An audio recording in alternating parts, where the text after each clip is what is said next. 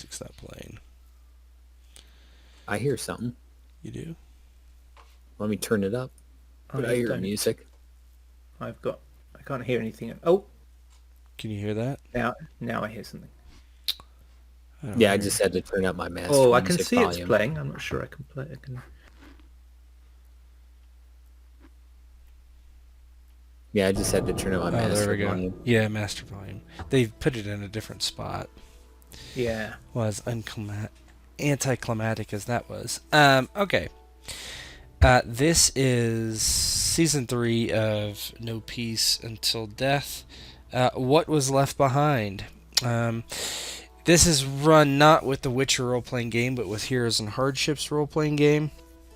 And we have some of our previous characters from season 2 and season 1 with us. And this game tonight, I have Wander as Morazzo and WP as Jute Black. And let me give you guys a rundown of what has happened over the last couple years in between the two seasons. Let me find my handout.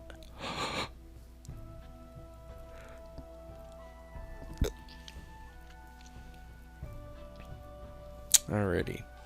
Years have passed since the events of Season 2. Irie was taken under strange circumstances and supposedly installed as a queen of a faraway kingdom.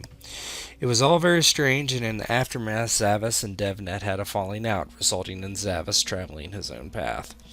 The Witcher Dryden was still unaccounted for, not heard again after aiding Irie flee the coast and Carnifax's monstrous creations. For Devnet, her life has been at Jude's side along with the Black Company. With the lands overrun by monsters and political strife, the money is good. There's plenty of work, and their company has grown. No signs of any witchers, the land bleeds, and only through the skill of men, not mutants, will the land be saved.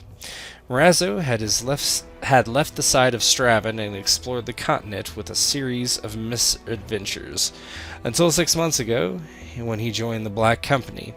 He's made reliable coin here, although he always finds a way to spend it. In the midst of the terror coming from Cidaris, Nilfgaard has attacked, putting Temeria in the north to the test. Even then, the northern kingdoms have not unified, and infighting has crippled the defense. Luckily, something is occurring in Nilfgaard, slowing the advances of the Black Ones. And we're going to... Any questions about that? It's kind of just high level. No. Okay. So the two of you have went ahead from the main host of your group. You rolled a 22, is that right? 23. 23. There's 23 members of your mercenary company currently, other than the PCs. So they are at camp with DevNet some ways away from this town called Aelisborg. And you are approaching it because you have heard that there is money to be had here. And I'll swing you over there. And let's see. Oh, you aren't here. Hold on.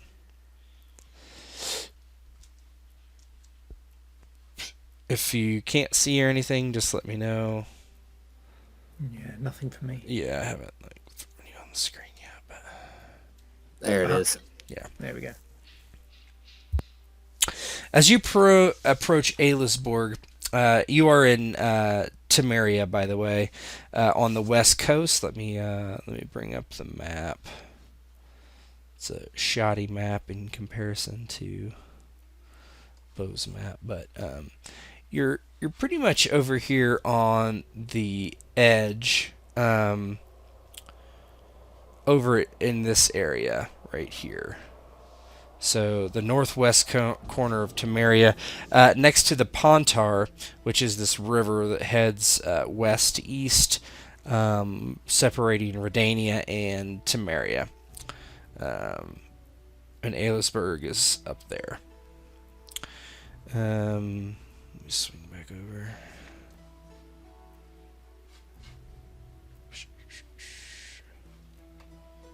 Okay.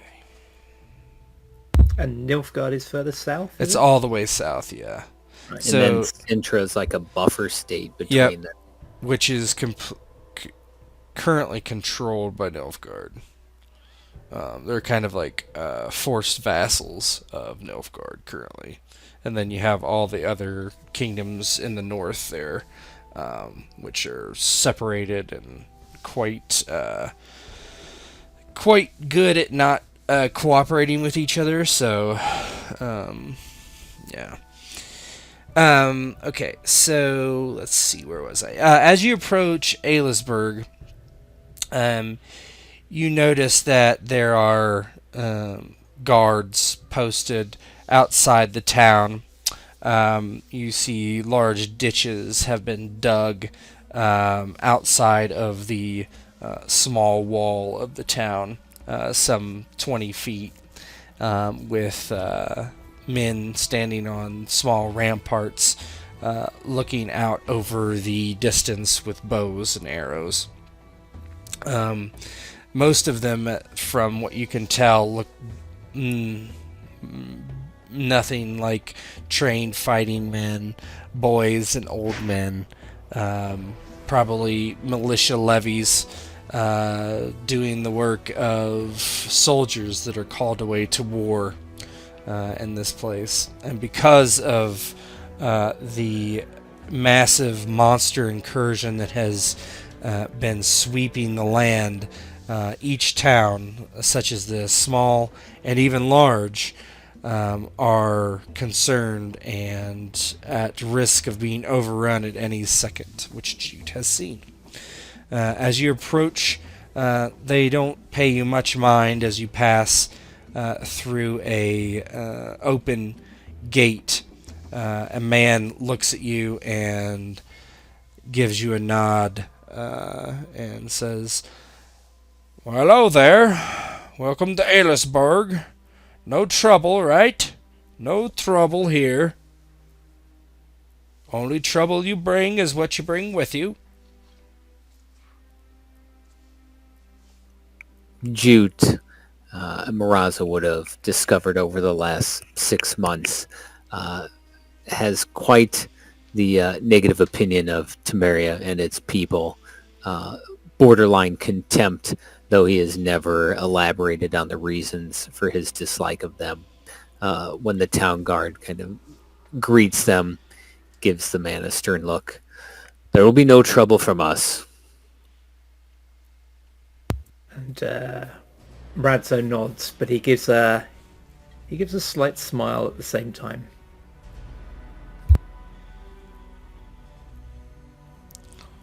Well, if you're looking for a drink, we have some ale at the bar.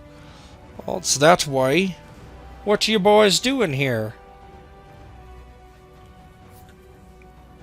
"We're always looking for work. These towns are hard pressed by the monsters and everything going about. We could always look to make some coin.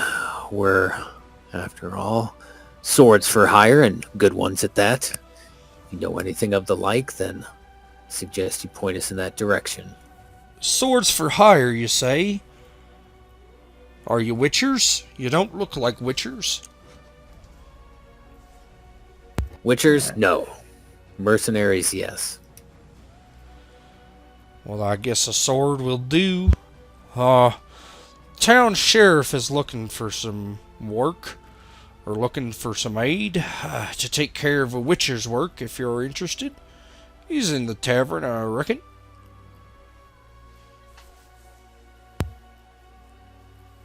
And Morazzo looks across at Jute and says, "Oh, that's convenient. 2 birds with 1 stone." Indeed. Drink and work. Kind of looks at the defenses. Perhaps they might be interested in hiring the Black Company as well while we're here. Well, don't know about any black company, but Rugor is the sheriff. He's in the tavern. He's got black hair pulled back in a ponytail, beard. He's the Very one that well. can hire you for the witchering task. Very well. Morazzo, shall we? After you, boss. It's Mazzo with a big grin. And you notice he's kind of smacking his lips a little bit. You know, it's like he can almost taste the ale already, and he's kind of looking over and trying to spot the inn.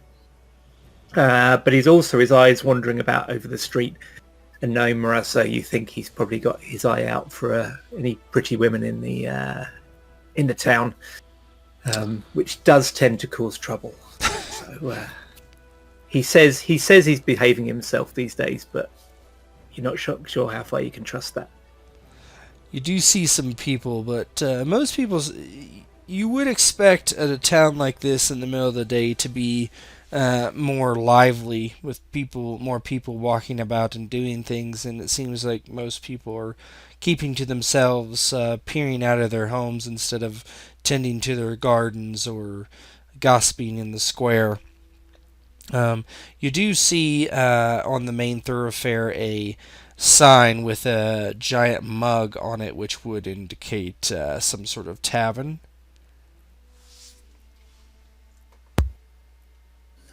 Jute kind of stomps through the muddy streets and roads towards the tavern, opening the door and going in, waiting for, if it's dark, his eyes to come accustomed to the darkness of the tavern before searching out for this Rugor to match the physical description of the black hair and the beard, and making his way towards him. He kind of looks to Morazzo, learning a little bit about his personality over the time. Don't you cause any trouble before we get ourselves some work and coin first. Morazzo tries to look wounded and says, "Me, boss? You know I'd never do that." But he can't stop himself. He's grinning and then says, "I'll behave until we've been paid." And smiles and heads over and says, "I think it's my turn, boss." And walks over to the bar and says, 2 of whichever ale you've got that tastes least like horse piss."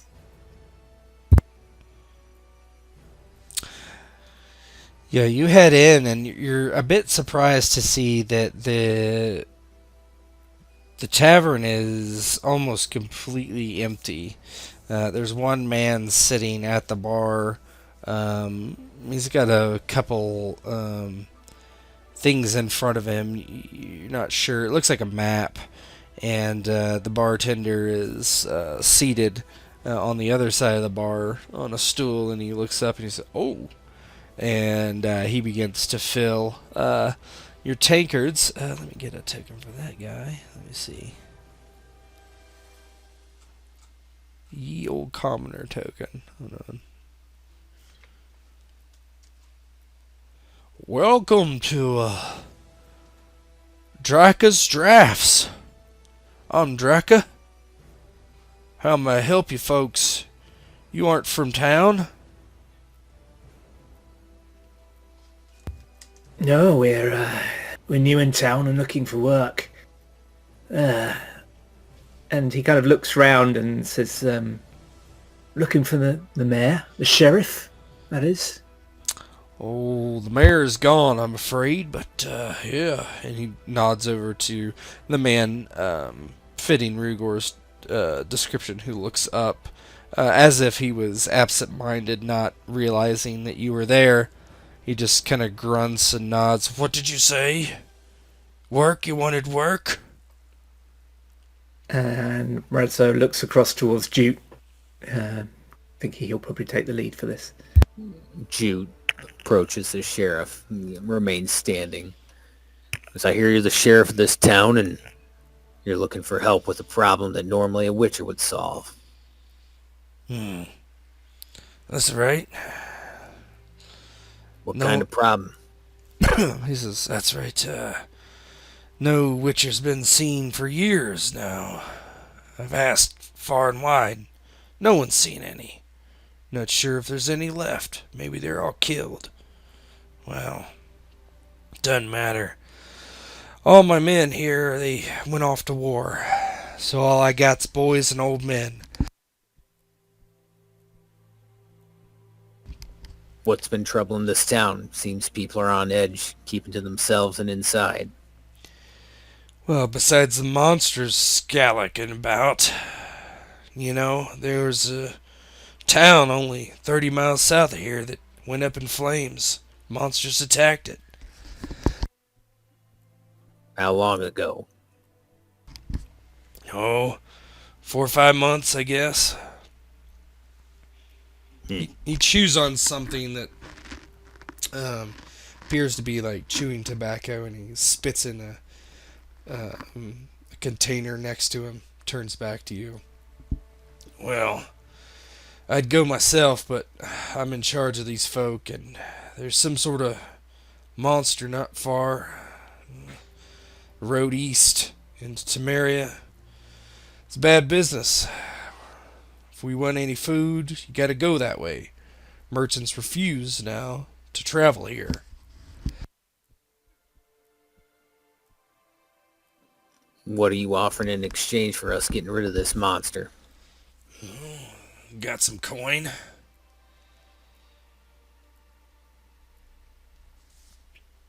How much? Sounds like you need our services. The question is, can you afford it? Well, I got pretty deep coffers here right now. Can't pay for anything. Except maybe you, I guess. How about 20 silver? Proof that it's dead.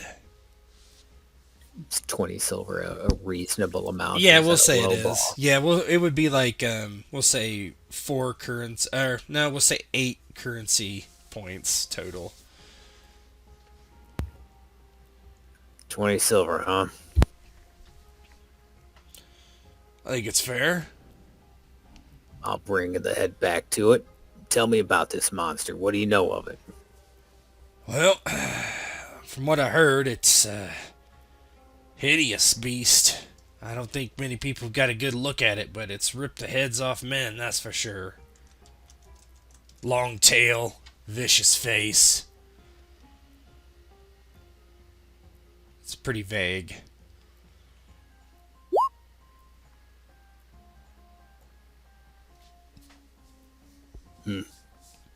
Well, I'm there. Don't suppose my company of mercenaries can hold up here in this town? Maybe for exchange there's some free room and board, help you man those ramparts while we're gone? Maybe.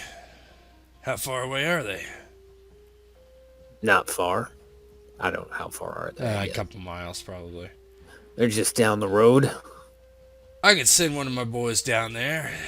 Have him come on up if you want to take care of this silly monster. I'm sure 2 strapping lads like yourself won't be no problem. We'll manage. I'll give you the directions so you can tell that messenger of yours where to go. Sure.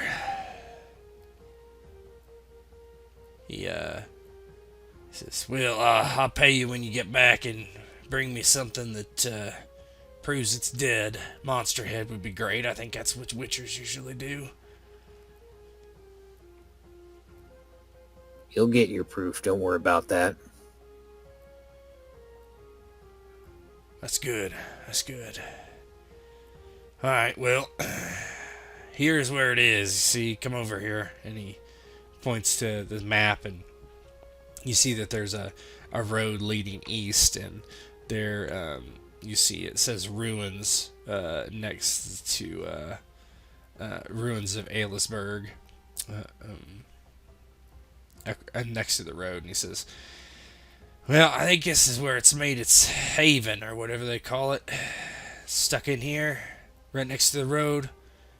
Get good vantage onto the road from there. It swoops down, kills them. I'd Is approach this with caution. Is it nocturnal? Is it hunt during the day? Do you know? Oh, I think both. I don't know. Swoops down, so flying beast, is it? Yeah, Big enough. I think so. Maybe a dragon. Morazzo rolls his eyes. Has it carried anything off that you know? Trying to work out how big it is.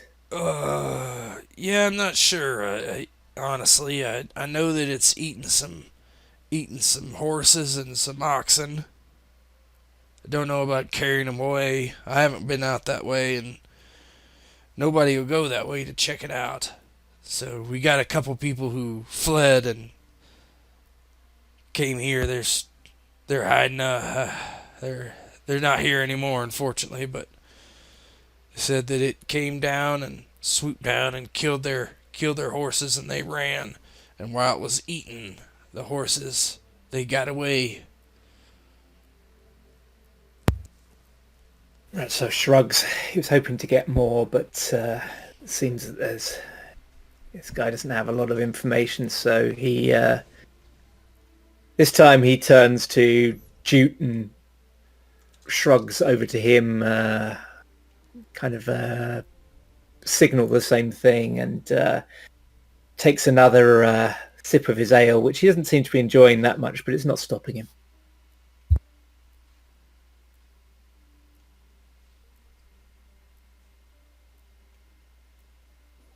Well, what time of day is it? Is it still like morning? Yeah. It's pretty early. Oh, I imagine we'll finish this fine beverage you have here, and perhaps Miss Drac can drum up a bite to eat, something to eat for us before we head out. He nods and I've got some gruel. That'd be all right.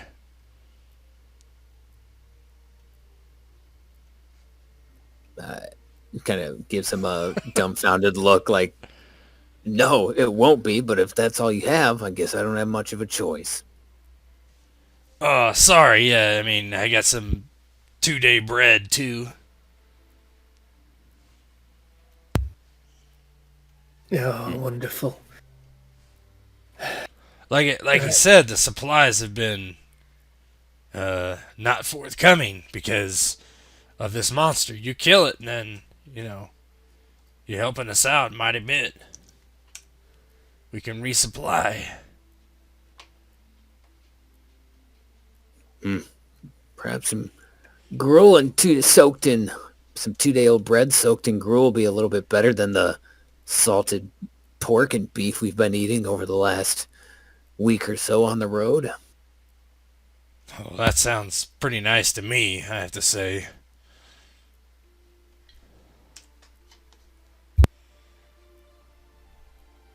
He heads to the back and begins to grab stuff, leaving the room empty for now. Well, Morazzo, what do you think? You ever heard anything like this? Yeah, it's pretty vague, right? Flying creature. Well, there's more than one of those. Swoops down, kills horses. Didn't eat the people, but maybe it would have done. We know fuck all. I think maybe first order of the day is to find out a bit more. But it sounds like there's no one who's seen it. Maybe we can lure it out somehow. Got a horse to spare, maybe? Town as shitty as this is bound to have a shitty horse somewhere, right? Old lame one or something. Some rouncy or old work mule, I'm sure. Aye. If there's something that someone was considering killing, then putting it out of his misery, then we can put it to a good use, save some lives. Mainly ours. There you go. Morazzo smiles a slightly lopsided grin, and goes back to his ale. But you can see now he's actually in thought. He's trying to make plans for what to do. He's not a great thinker, Morazzo, but he's not stupid either. So when his life's on the line, it gets he's much more creative than at other times. One second.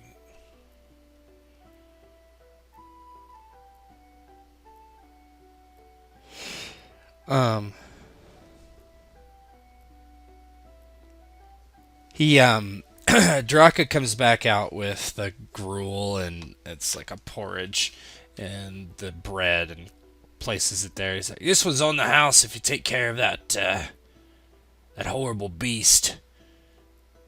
Couldn't help over here. You're looking for an animal to lure it out." That we are. "My neighbor's dog. I suggest you use it. I can bring it to you." Well, as long as your neighbour's all right with that, then we are too. Sure. It's a obvious lie, but Yeah, yeah. Ratso doesn't really care. He just doesn't. He's just covering his arm. I'll be right back. I'll go get it. And he disappears for a few minutes. Rugor is also left to go get he said to round up the cash, basically. If he left the bread, then Ratso's going to as Jute suggested, he's going to dip some of the bread in the gruel, and he's going to get a little bit of the kind of salted meat they've been eating over the last few days. Get a tiny bit of that and just crumble, almost, just kind of tear little bits of it into the gruel as well, just to with the basis that none of these three things apart are that great, but together they might just about be palatable. Make some bacon bits. Yeah. A few minutes passes, and you hear this yipping of a small dog, and Draka has it on a leash, and it's a little white dog. And, "Here you go. Take this thing. I'm sure it will be a nice snack for that monster." Yeah, thanks. And Ratso kind of takes the leash as the thing kind of runs around yipping. Turns around to Jute and says, "Oh, it's always the little ones that are the mouthiest, right?" A lot of bark, very little bite. We'll see how tough it is when this thing comes. Grabs your pant leg and starts like shaking its head. It reaches down, grabbing it by the scruff of the neck. He goes, "You got fight, puppy, but we'll see how much fight you have here in a few hours." Yeah, I'm not so bothered about how much fight it's got as how delicious it looks. And he winks to Jute and says, "Right, I think I've had about as much of this as I can stomach." And he's eaten about 3/4 of it, despite his protestations. And he just pushes aside the rest of it, the kind of gruel and bread and meat, and says, "Right, ready when you are, boss." Jute doesn't finish his meal either and kind of gives the rest to the dog. He goes, "At least I'll be kind enough to give it a last meal." The dog looks at the gruel and just sits down and barks. Draka says, "I can't believe it didn't eat that. Damn dog. Pretty soon you're going to be the feast. You mutt." Jute kind of thinking to himself that he agrees more with the dog than the individual, but he takes the rope leash and, "Let's go, Morazzo. We have some coin to make." Starts heading out. "Right you are, boss." And Ratso turns and gives Draka a long sort of appraising look, and then nods to him and walks out. Yeah. You follow the directions out of town. You realize you have to pick this dog up and carry it because it's just too small to keep up. It stops. It's just a real pain in the butt. And so somebody's going to carry it along the road out of town. It's going to be Ratso, isn't it? Yeah, Ratso carries it. I'm sorry, but as the captain, I have to have both hands free in case there's an emergency of some kind. Yeah, Ratso barely bothers protesting that one. He knows he's lost that one from the start, so he just takes the dog and kind of grumbles a bit about it, and then kind of settles down and just starts complaining to the dog about its behaviour as they walk along. Yeah, it tries to lick your face and licks your hands, and it's just always licking. Licks your shirt until it's wet. Just licks and licks and licks and licks and barks. Um, so you're making. He said it was as a couple miles out of town. Yeah, go ahead. as the scene fades, you just hear Ratso say to the dog, "You remind me of a girl I once knew," and then it kind of fades to black. You're not so bad after all. Can we keep this dog, boss? No. I was once a dog, just like you. Oh no! Curse number one. Yeah. Get turned into a dog. So you're heading in this direction, and it's probably noon or so. And you don't see the ruins yet. That's kind of an obvious sign of you're getting close. But you do see something that strikes you as odd due to what he said, and that there's a person on the road. They don't, as you get closer, they don't seem to be walking. They seem to be just standing. In the distance, you see they have like a black cloak on. But kind of almost like a charcoal gray, and a hood cast up upon their head, and they just are standing there, oddly enough. And Ratso looks across at Jute and says, "Well, that's suspicious as fuck. Shall I let the dog ahead on the leash? Let it go when we get close. Just because it looks human at the moment doesn't mean it is, right?" That's true. I've seen too many weird things and monstrous things to assume this is just some mentally ill idiot going along the road, and Jute draws his meteorite sword just as a precautionary measure. But yeah, send the dog up and let's see what happens. We'll follow it in. And yeah, Ratso will... We got quite a long leash on the dog, or just a short one? I mean, it's probably 3 feet. Not that far. It can probably get 3 feet away from you.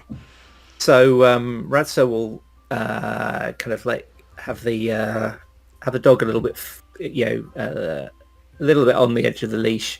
Then he'll go and pick up a stick, hold it out for the dog, get the dog interested in the stick, and then let go of the leash and throw the stick as near to this figure as he can. Give you an animal handling check. As he's doing that, Jute kind of dryly like, if that thing fucking takes off, you're chasing it down, just so you know. Oh, well, we've obviously found whatever it is anyway. I don't think we need the dog that much, do we? And seeing as he was suggesting... Oh, I'm sorry. I didn't realize I didn't have you guys over. Sorry. Let me... What have we got? It's under empathy, I think. Yeah, sounds right. Empathy. Animal handling. There we go.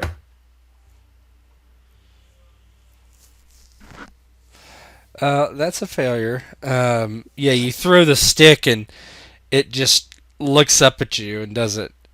It just barks a couple times and doesn't go anywhere. My God, this dog's a moron. What kind of dog doesn't chase a stick? What is wrong with you?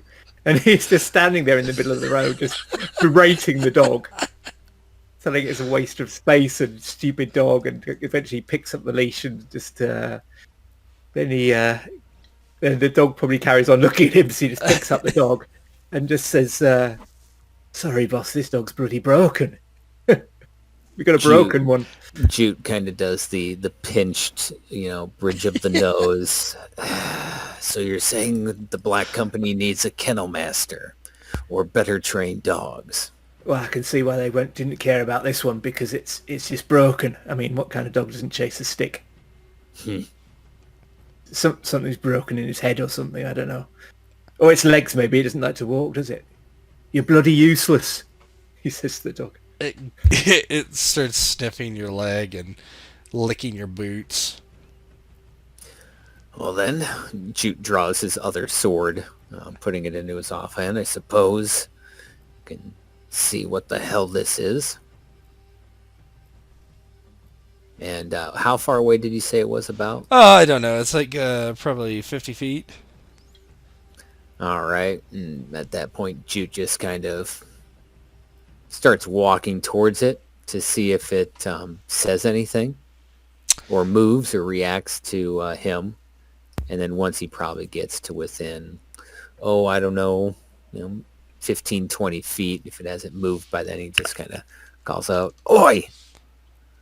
While he's doing that, Morazzo moves the dog to his left hand, the dog's leash to his left hand, and draws his sword with his right.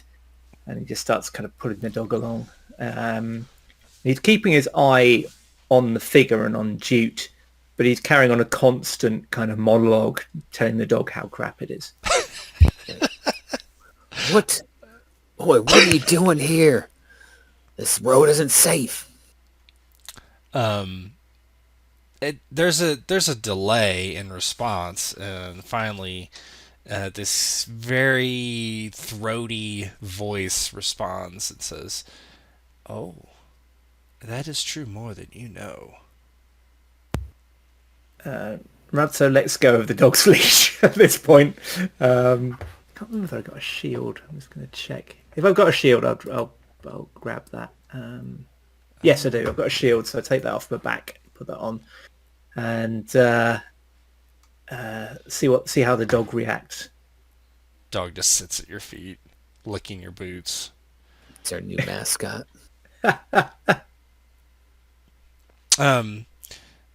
The figure turns and looks at you, Jute, pretty close. It's a very, very, very pale elf with red eyes. Unlike this picture, there's not blood all over his chin, but the lips are extremely red, stained almost, and it just stares at you. What do you think you'll find ahead? Townsfolk say something's been bothering them. Come here to find out. Is that you?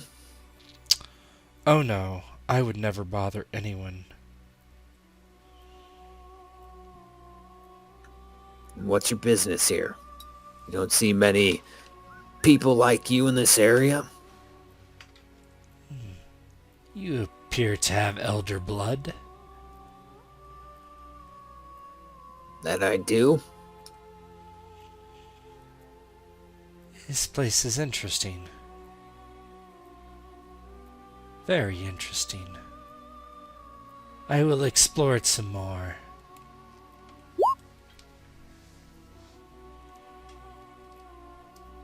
What do you mean explore? I am new to these lands, as you have said. I will explore it.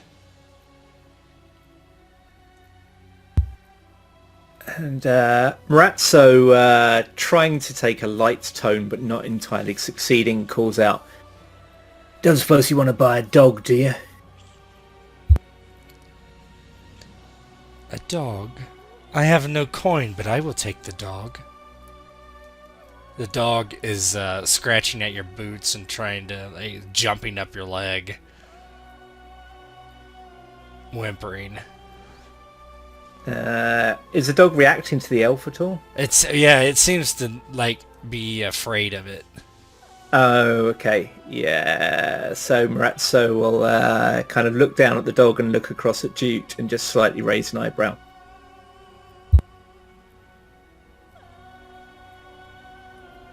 What's your name? In the Elder tongue, it is Akafial Tikarian. People simply call me Tikarian.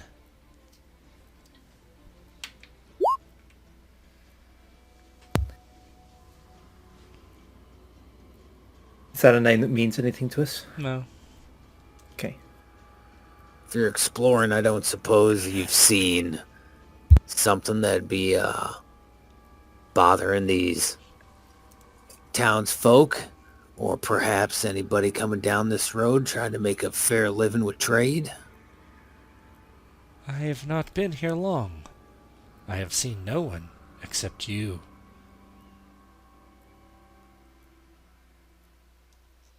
I have seen nothing that is dangerous. But I have not been here long, as I have said. Are there many dangers here? Besides me and Morazzo, yes. There's some monster around this parts. Huh. I see. Fascinating.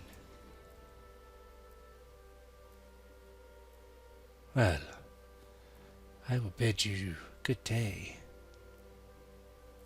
Have we seen any sign on the road? You know, there was obviously these horses attacked here, if these people are to be believed. Yeah. Have we seen any signs of that on the road? Any kind of like obvious kind of disturbances? No, in because the because it industrial- would have happened closer to the ruins, and you're not there yet. Right. Yeah, that's what I was wondering. Yeah, this is just kind of nothing's going on here.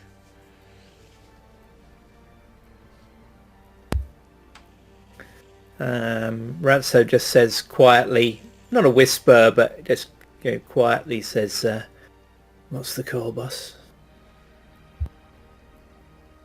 And for an elf, besides the, incredibly red lips, is there any other, like, odd signs? Well, I mean, his eyes are red, his lips are red, he's extremely pale.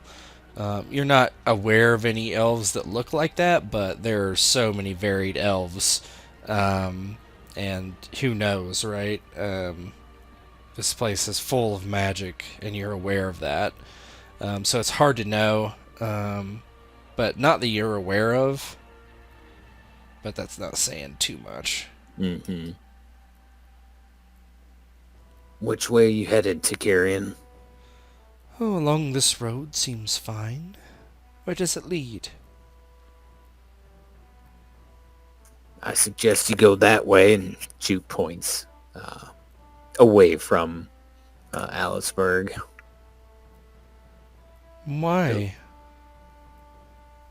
Because that way, he points from the direction they came, is most likely to lead to your death. People around here don't appreciate those with the elder blood in it. That way's a surefire way to get an arrow in your eyes.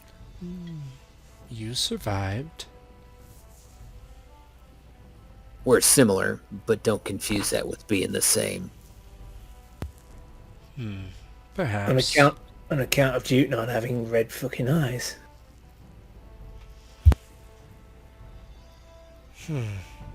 Red eyes are stigmatized here, then. Well, anything that looks weird and creepy generally is, yeah. You're not sure if it's a smile, but his face twitches slightly. He says, "Fine, I will go this way." And he takes a small trail kind of to the north. Slowly walking past both of you, he gives the dog a look as it whimpers and kind of goes to the other side of Morazzo and scratches at his leg furiously. Razzo's keeping a very careful eye on this guy as he walks past, and he's watching for any signal from Jute, and wishing he had a silver sword. And he's sort of, if there's no signal, he'll let him go, and he kind of relaxes just slightly once he's out of striking range. And but he'll keep watching him very carefully. He watches them and kind of says to Morazzo when Targaryen's out of, audible range, he's like, I feel like not cutting the head off that person will come back to bite us in the ass, but I'm not a pure elf, but I know we can look quite different, but something about that just sets me off. The fact that this little mutt seems to think the same makes me wonder if we made a mistake letting him go. Aye, but then can you imagine explaining if he were innocent and we chopped his head off because the dog went crazy? No offense to these Temerian dipshits, but I don't think they'd care two fucks about a dead elf. Aye, true. I was thinking more if there were any more elves about, but... Aye, I've just made too many mistakes in my life. If you don't cut someone's head off, you get another chance to do it. If you do, and you shouldn't have done, then you're fucked. It's just the way I see it. let's head to the ruins. Let's hope that nothing we find there tells us it was this Takarian individual. Aye. But you know my luck, boss. Sorry. He smiles. I do. Hopefully, says, oh, good. No, sorry, carry on. Hopefully, if he heads towards Aliceburg, the Black Company will scare him off. But let's see if we can hurry up and get ourselves to these ruins and then make it back in time, just in case this weird dude has any ideas. Aye. And Morazzo picks up the dog and says, "Come on, you useless little shite." Picks him up, but he's got, his tone seems slightly more affectionate now. He starts licking your face. It seems very happy that you are picking it up. Yeah. And Morazzo will say to him, "Don't lick my face, you just lick your balls, you nasty little shite." Oh, Jesus. And he won't say that, obviously. But he'll say, "Oh, God." And he kind of holds it away. But he actually looks quite pleased that the thing is being affectionate. And he's just like, "God, how did I get saddled with you?" And he's still complaining. But you think the dog's starting to grow on him. Okay, give me 2 seconds.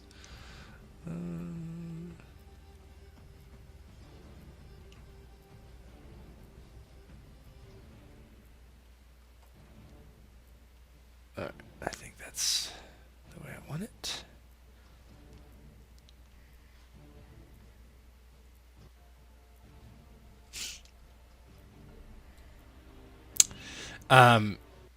In the far distance, you see a... Oh, we'll wait until he gets back.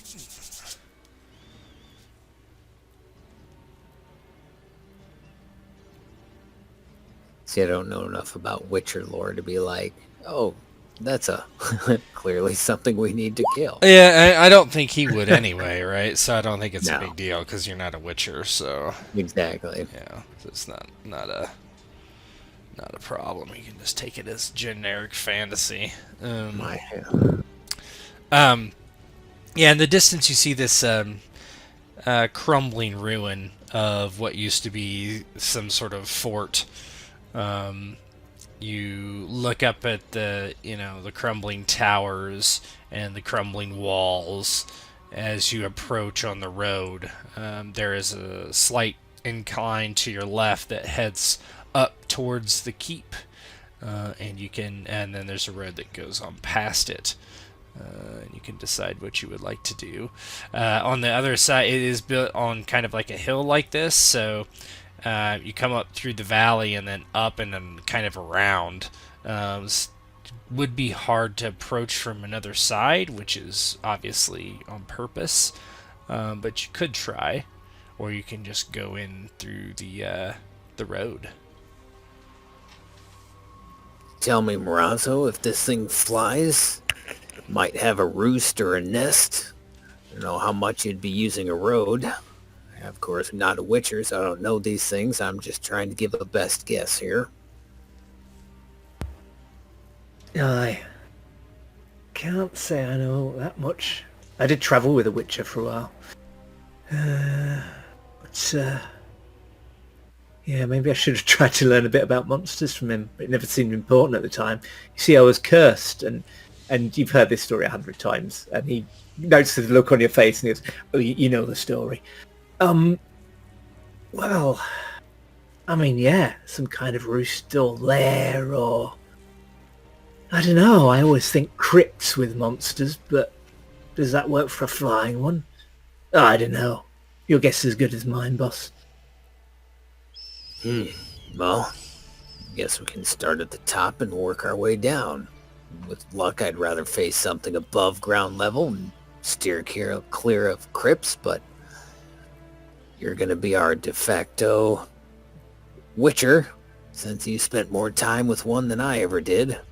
I spent a couple nights with a gentleman by the name of Dryden, but that sod, all he did was sit and meditate the whole time.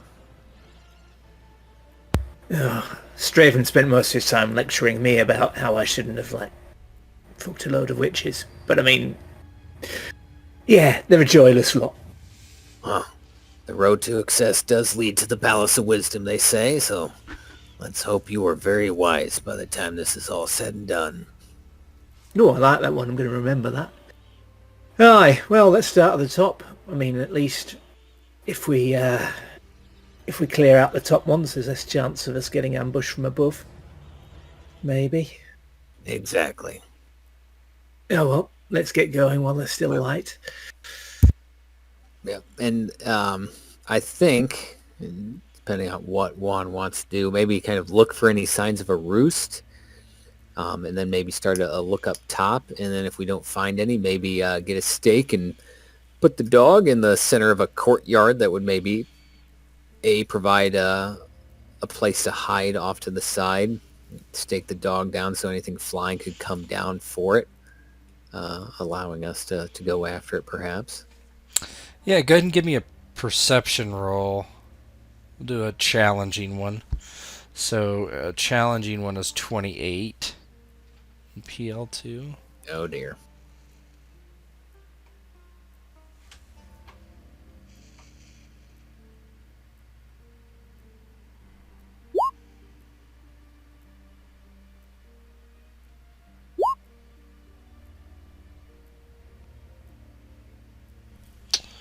Uh, 14. Big fail.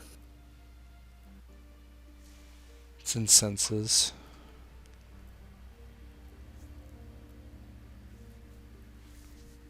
Did you both roll?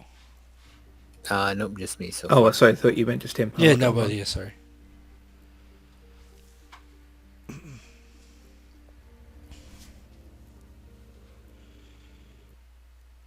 Holy bananas.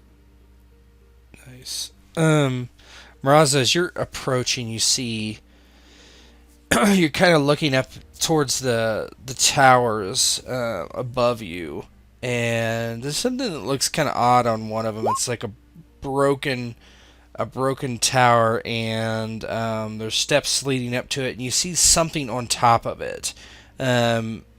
You're not sure if it's moving. It looks like it just is laying there, but it's obviously out of place. And Ratso pauses and kind of he scratches his chin, and he sort of points this out to Jute and says, "See that? That don't look right, right? There's something there. Does that look hunched to you?" Jute was kind of looking about in the wrong direction, oblivious to what Morazzo had seen, and then when he points it out, his eyes follow where he's pointing, and he sees the same thing. He goes, "Nope, that doesn't look right at all."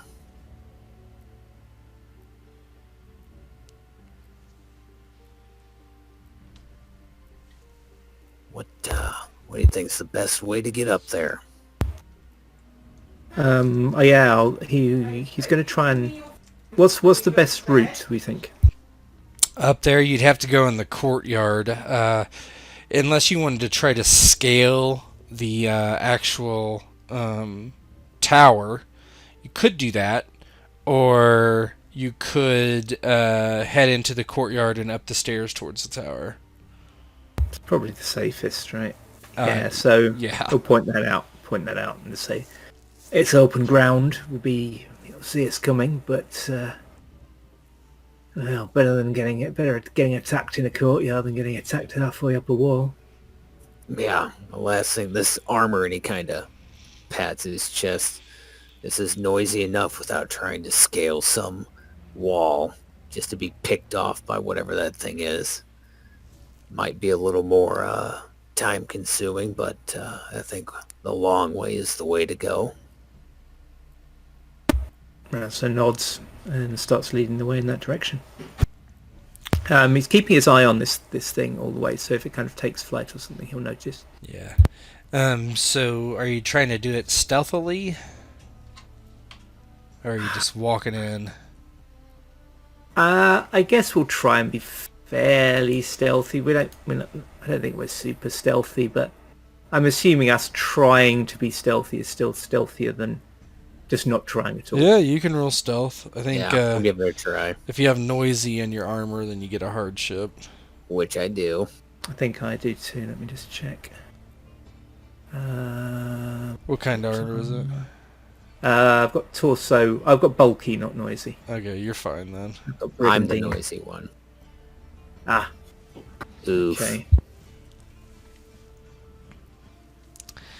Yeah, you're heading into the courtyard, and the dog is actually quite silent. It doesn't bark a whole lot, or at all. You notice it's busy. Morazzo, you notice it's like sleeping as you carry it, and you get to this courtyard. Let me switch this. You're quiet as a church mouse. I'm going to be the bait, not you or the dog. Yeah. Razzo holds out the dog towards Jute and whispers, "Look at him, daft bugger. He's sleeping now." Yeah, he's amazing. As the dog's being all nice, like Jute's just sitting here like chink, chink, as his armor's just like clanking as he tries to tiptoe. Best dog ever. Give me a sec here.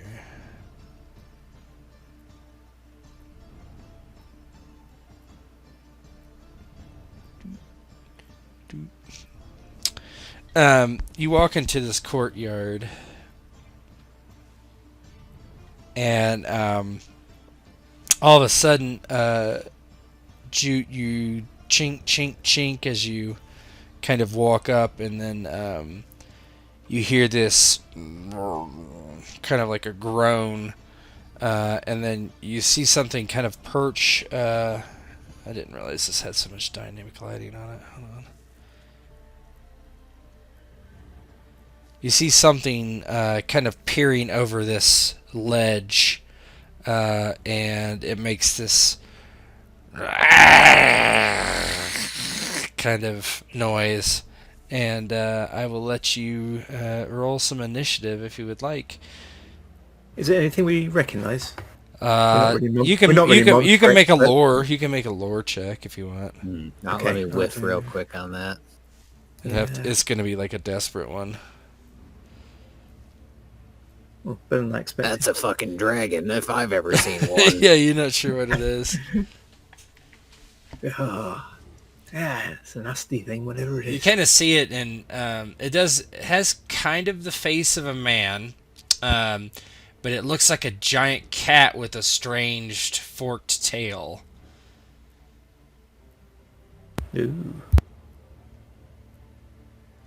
It looks completely like nothing you've ever seen before, obviously. And you can roll initiative. If you have anything like keen or stuff. I do. So one benefit, right? My initiative. Is it a level 1 bonus? Yeah, it's level 1 bonus set. I Yes, believe that is a benefit, yeah. Yeah, sort of noted down anyway. Yeah. Okay, Sounds one benefit. right. So combat. Is that right? On the combat menu? That seems wrong. That's right. No? One. Okay. Yeah, because 0 is your AP, and... Whoa, what just happened? Yeah. Yeah, you're right. Oh, did you see all that? That was weird. No, nothing happened on my screen.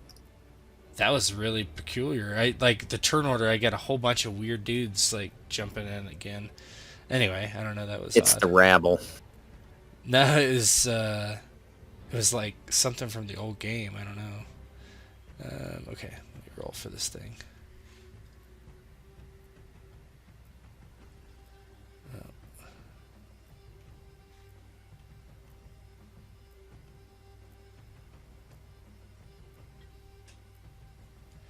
Yeesh.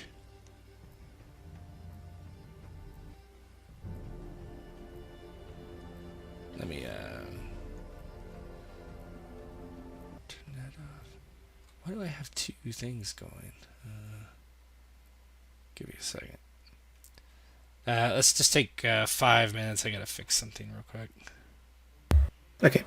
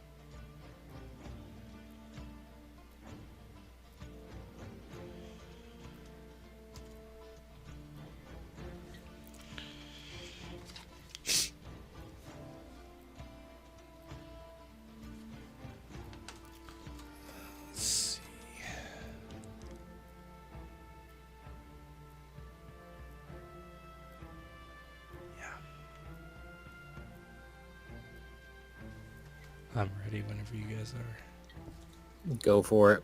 I don't know if he left.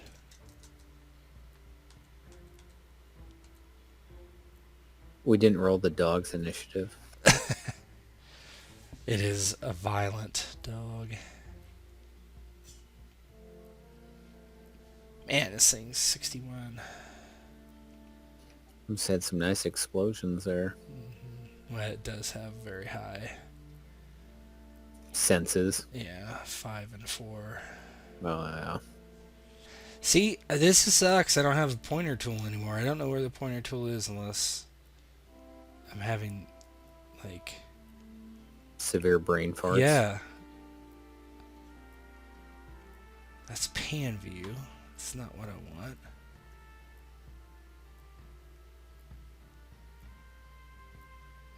Like, they added, like...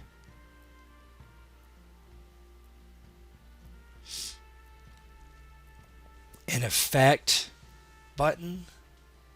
A torch button. Like it... No. No.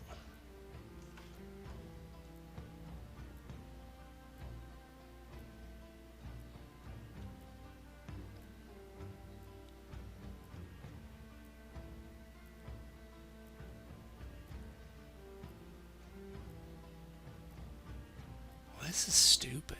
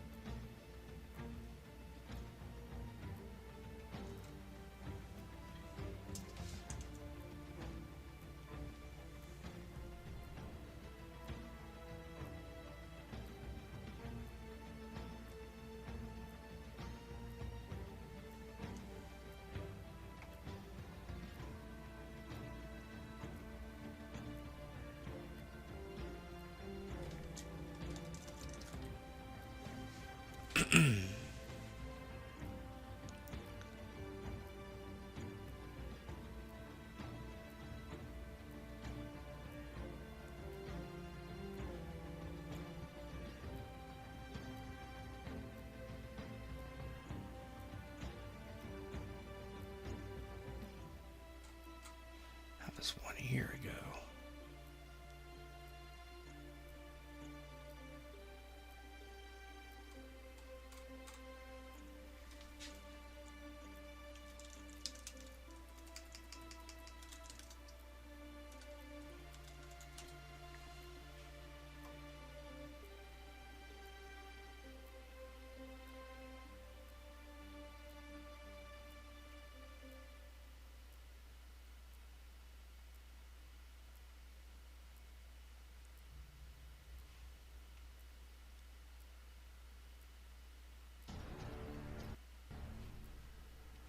It just looks different now.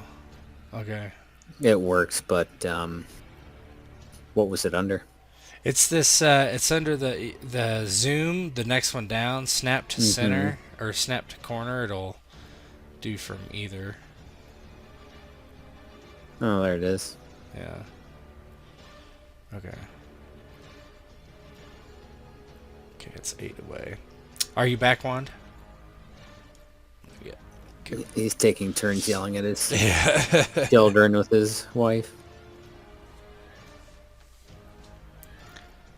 Yeah, look at this thing.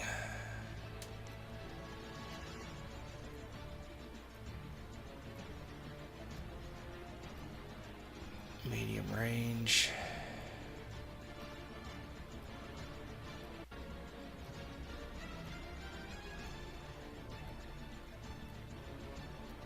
Yeah, okay.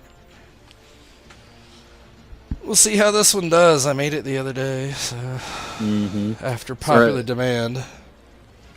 That's right. We were talking about that, weren't we? Are these for the dynamic lighting? Are those columns or what's blocking? That Yeah, they're line? they're columns. I can get rid of it, honestly. No, no. I'm trying to think of if it's about to do some sort of breath attack or something. I want to see if there's things to hide behind as I approach it, you know. Or trees. Like, it looks like those are Something- trees in the middle there. This is when I Something. overdid it, like, used to overdo it. So, I mean, I can turn it off. Let's just turn it off. Oh, that's all right. Unless you like it, I don't know. It don't bug me. You tell me.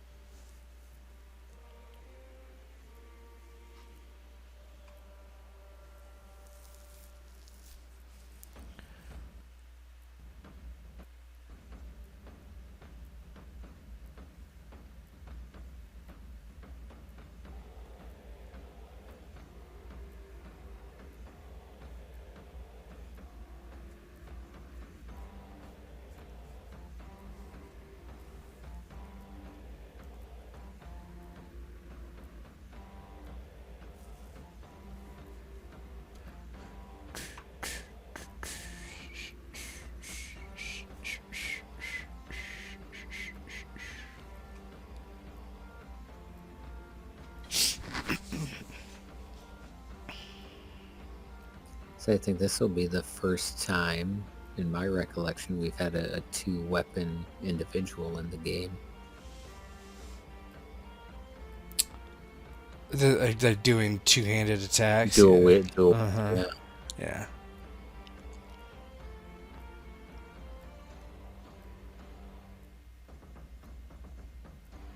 You can do split attacks too, and it works this almost the same way as a god. Mhm.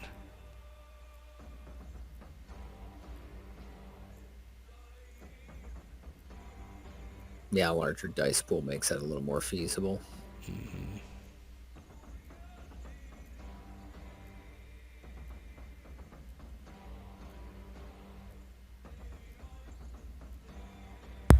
Back. Sorry about that. No problem. My son left me an unpleasant bathroom situation. Oh no! Great, that's just what I needed. I knew there was something missing from my day. That is the most British way I've ever heard that. I mean, that ever could be stated. Unpleasant bathroom situation. That's funny. Okay. Yeah, this creature up here, you're not sure what's happening, but it kind of rises up and you see its tail come up and then it like moves forward and you hear this like thing whip through the air as it shoots a tail spike at Jute. Oh, it didn't work.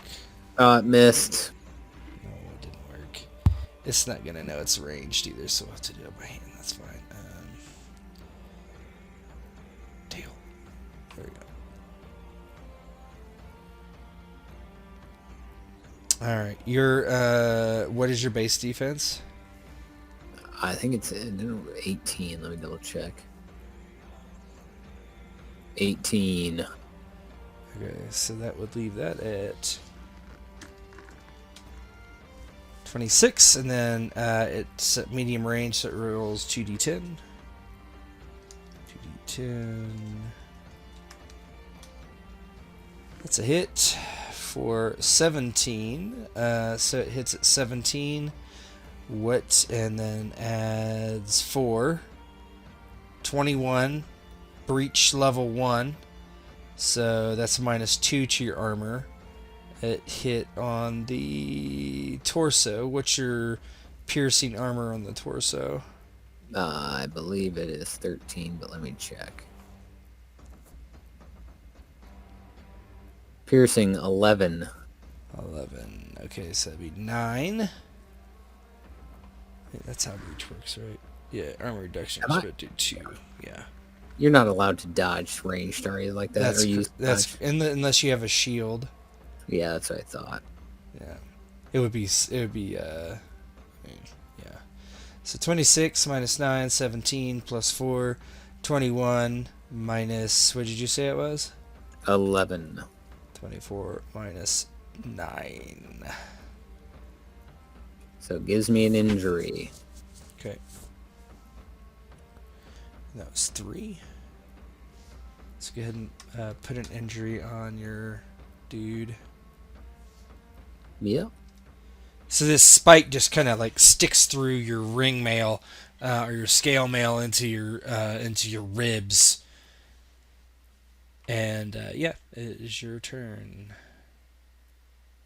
I will move to here to kind of give myself some cover behind what we established that was a tree It's a or tree, a column of some kind. So that was a 5. Are you running? 5. Are Yeah. you running? So Yep. that's 3 AP. I'll add that. And then you ran, so I'll throw this on there. You don't have zigzag or anything, do you? I do not. Okay. Morazzo, you're up. Okay, so Razzo, I presume I'll have had my sword and shield out, knowing the thing of was course. here. Yeah. Mm-hmm. So let go of the dog's leash, and I'm just going to start sprinting towards here as Okay. best I can. Okay, So how many hexes was that? 18, I think it said. 18 Is that right? hexes? Oh, hold on. No, No, that's not right. 18 units, so 9 hexes. 9 hexes. Let me change the way those are added. Grid cell distance should be 1. Okay, cool. So you went 9 hexes. That's 5 AP, and you're running. It is its turn. Oh shit. Well, I guess it doesn't matter too much. Yours is somewhere below his, right? Okay, there we go. What's it gonna do? What's it gonna do? You do have some cover there, I would say, but it doesn't do that. It like leaps up, and you see these wings buffer out, and it flies overhead, Morazzo, over your head. 1, 2. That's 1, 2. That's 2, 3, 4. That's 3, and it kind of like lands behind you a bit as it comes over and then down. I would say it went up 2, so that's 4. It has speed 2, so it spent 4 AP to fly up and over you. Right. Is it now on the top of the column? Yeah, just kind of drop down. How high up?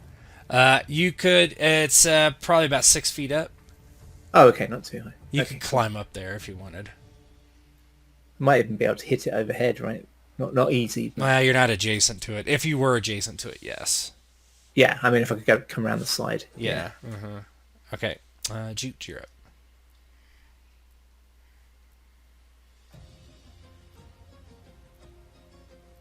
That's 3. He's just walking. That's 3 AP as he's getting closer to it. Okay. All right, Morazzo. Okay. Razza's going to move around here 2 units and get adjacent to it. Okay.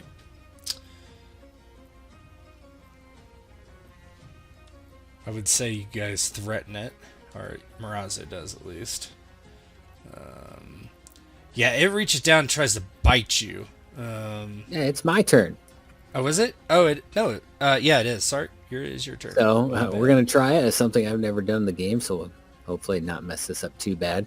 As Morazzo kind of starts to flank it, he sees Jute doing something, and it almost looks like he's moving his hands in some sort of weird ritualistic way, and then kind of presses the ground, and he's going to do his entangle ability. See how this works. Yep. Make an essence roll. nice.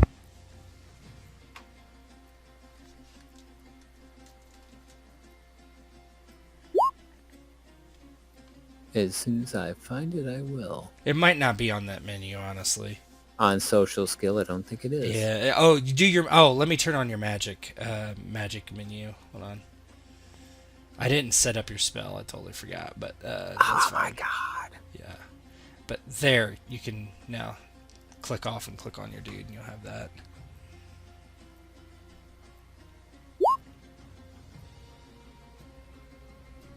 All right, essence. Here we go.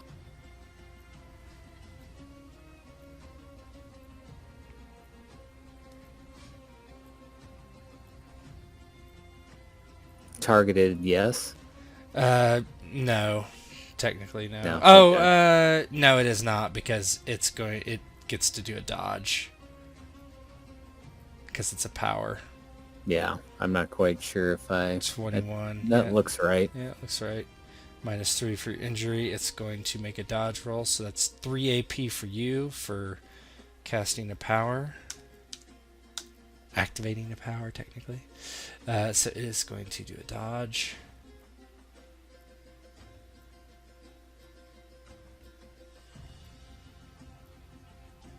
Yeah, I'd say it dodged. So what Morazzo sees is as his hand kind of hits the ground around the manticore, these vines with thorns on them start to shoot out of the ground, trying to wrap around the legs of the beast, but a combination of its agility and strength that just tears away from the entangling vines.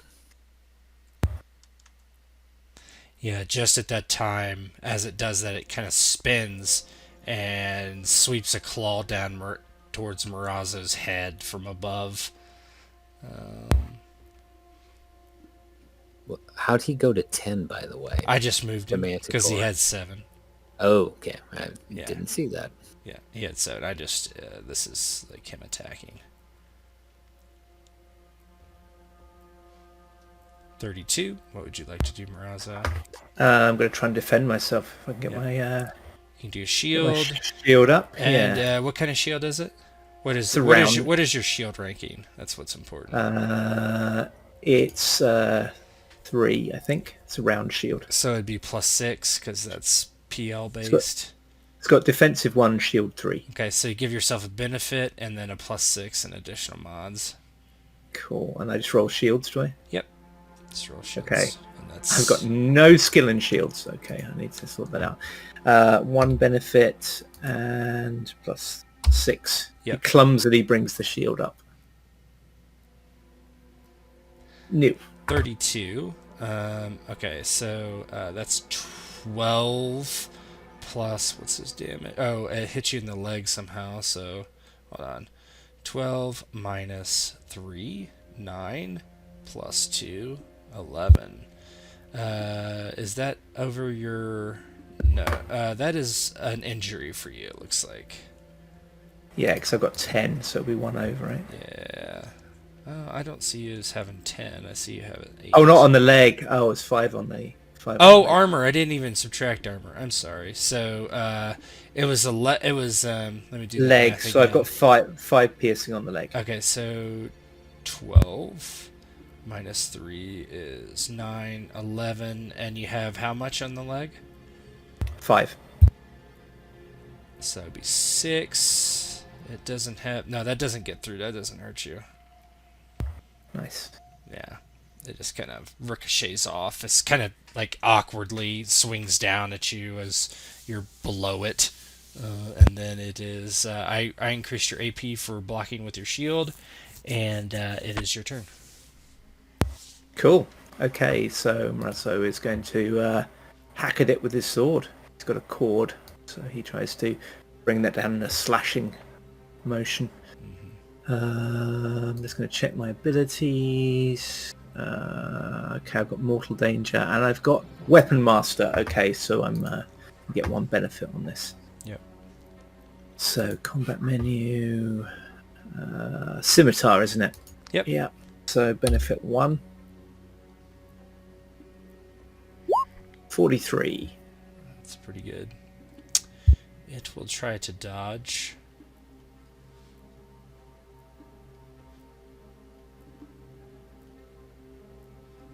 Oh my god, look at that roll. Wow. Holy Wow. shnikes. Yeah, so it's, let me do the APs. Morazzo swears loudly as he lands.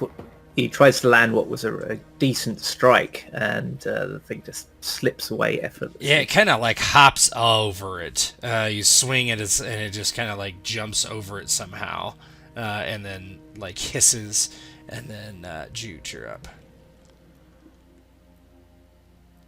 He's going to move one space to get with it. Why is that moving weird? Yeah, I don't know. Because there's a just move him here. There's a dynamic lighting thing there. Okay. I'm gonna actually turn it off because it's annoying me. He hops on the stump of a long dead tree Yeah, for 1 AP, and then you could lunge too. Instead. I'll just take 1 AP because that'll put me in base-to-base contact with it, that's and fine. now I'll do my 2-hand attack. Okay, so moving would be 10, then you're going to be up at 15. Yes. So let's start with. And this thing gets -3 to its defense because it's being overwhelmed. So no benefits. +2 because I'm skilled. 1 hardship. So here's the meteorite sword.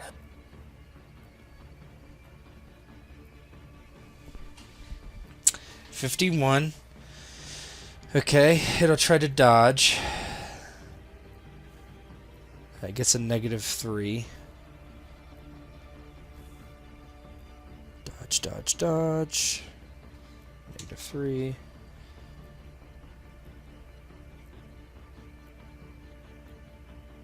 What? That seems wrong. That's... I don't know. What did I hit? I might have put that -3 in the wrong spot. Yeah, it says 3d10 drop -2. Yeah, I think I put it in hardships. There we go. 27. So that's going to hit. Would you roll 51? Yep, so let's see here. Let's do some math. So that's 24. Mm-hmm. Then add 4 for slashing. That's 28. Hit it in the torso. So 28, and then it has breach 1, so minus whatever armor it has. -2, I mean. Yeah, let me see if it even has armor. Doesn't. So 28 damage. Yep. And it has Bane, right? Bane monsters. It does have Bane monster. Okay, let's do the 28 first. That's a wound. Let me do that. Wound 28. So let me make a falter roll. And I'm not going to bother doing it because I forgot I have lucky. I didn't re-roll that 1. Doesn't matter. Yeah, you can if you want. What would I have to get higher than? I rolled pretty damn high. I'd have to get higher than a 5. Yeah, go ahead. Because it might matter. Nope, sure don't. No. Okay, so it's going to make a stamina roll. It's going to be to 28. Does not. Hold on.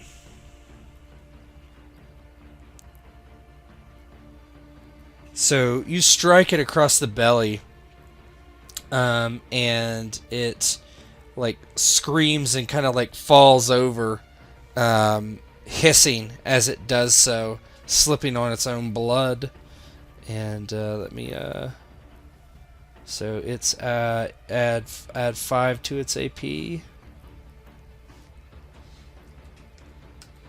Your meteorite sword doesn't have mortal, right?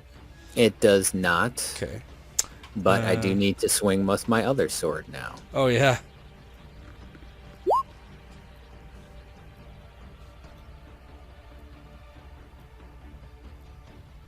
Oh man, it should have taken a hardship with that too. Now I do need to re-roll 3 ones this time. Haha, we'll remember right away. Mm-hmm.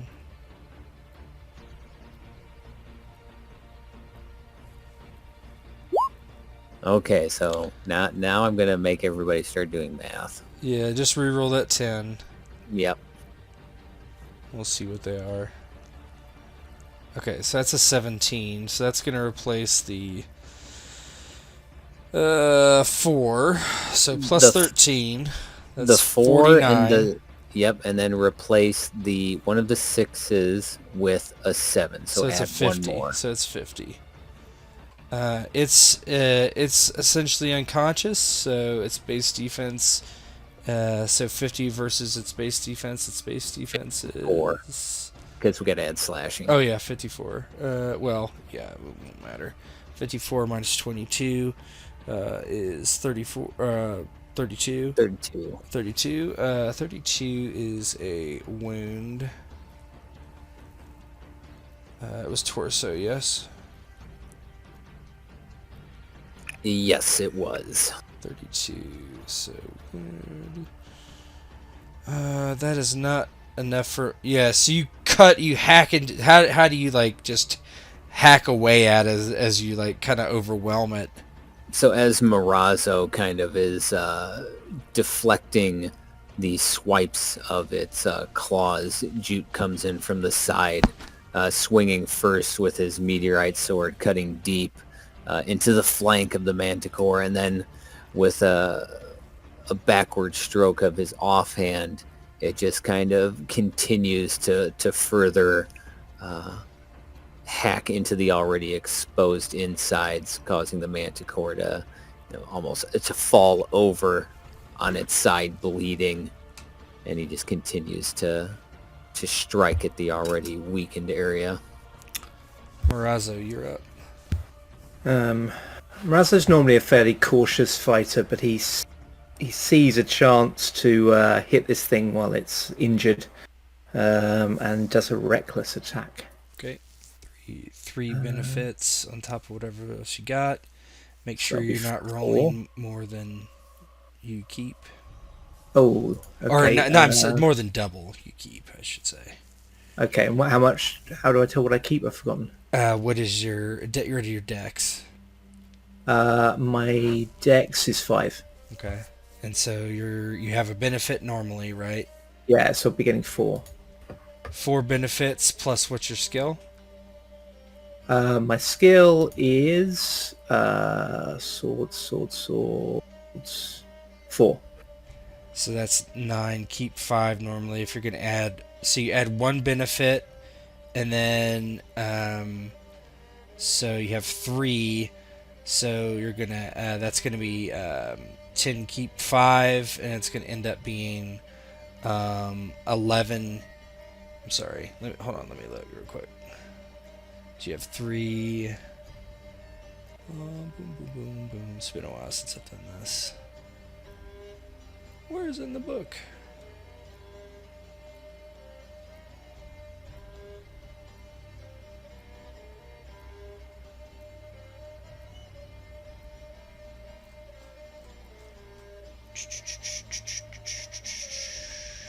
Where's that rule? Maximum dice pulse. There it is. Any benefit added increasing.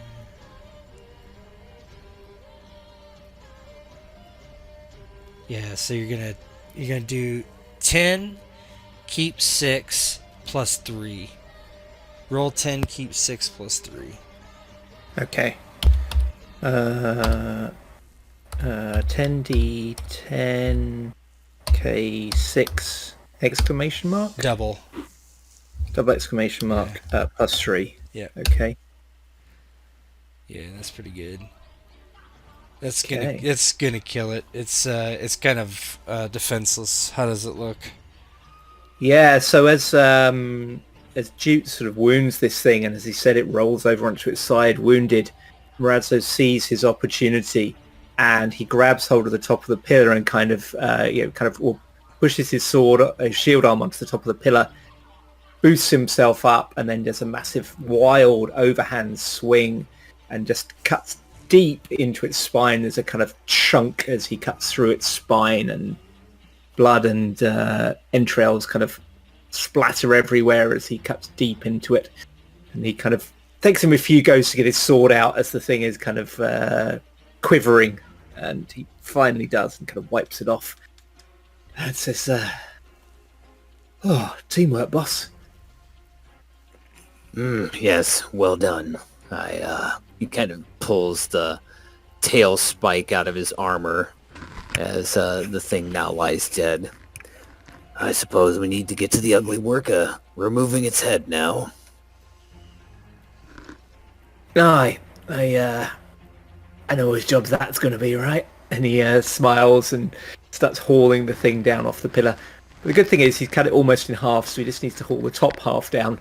And then he doesn't want to blunt his sword, so he's going to he'll do a couple of hacks with his sword and then get to work with a knife. Well done, chap. And he kind of takes a rag out, wiping the beast's blood off of his two swords before resheathing them on his back.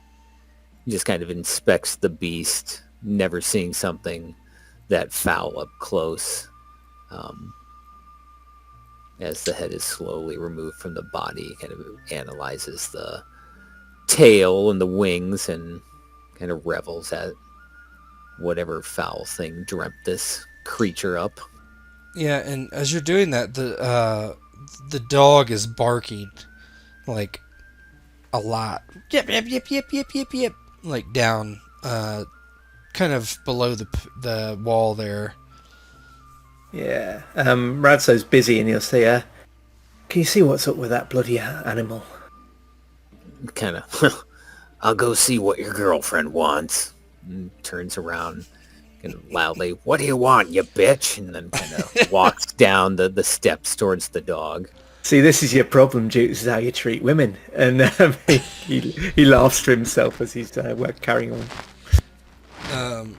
The dog is like, you see it. It's like, it looks like it's digging, and then you see kind of what it's at its feet, and it looks kind of strange. It's definitely out of place. Whatever's there. Jute kneels down. "What do you got?" And it kind of sits down and looks very proud, and there's this steel cylinder, and at the ends of the cylinder on both sides are two rings around it, inlaid, decompressed into the cylinder of different colors. One's red, one's blue, one's green, and one's yellow, two on each side. It looks like about the size of, two hand spans. You would put your hand in between the two circles is what it looks like it's meant to do.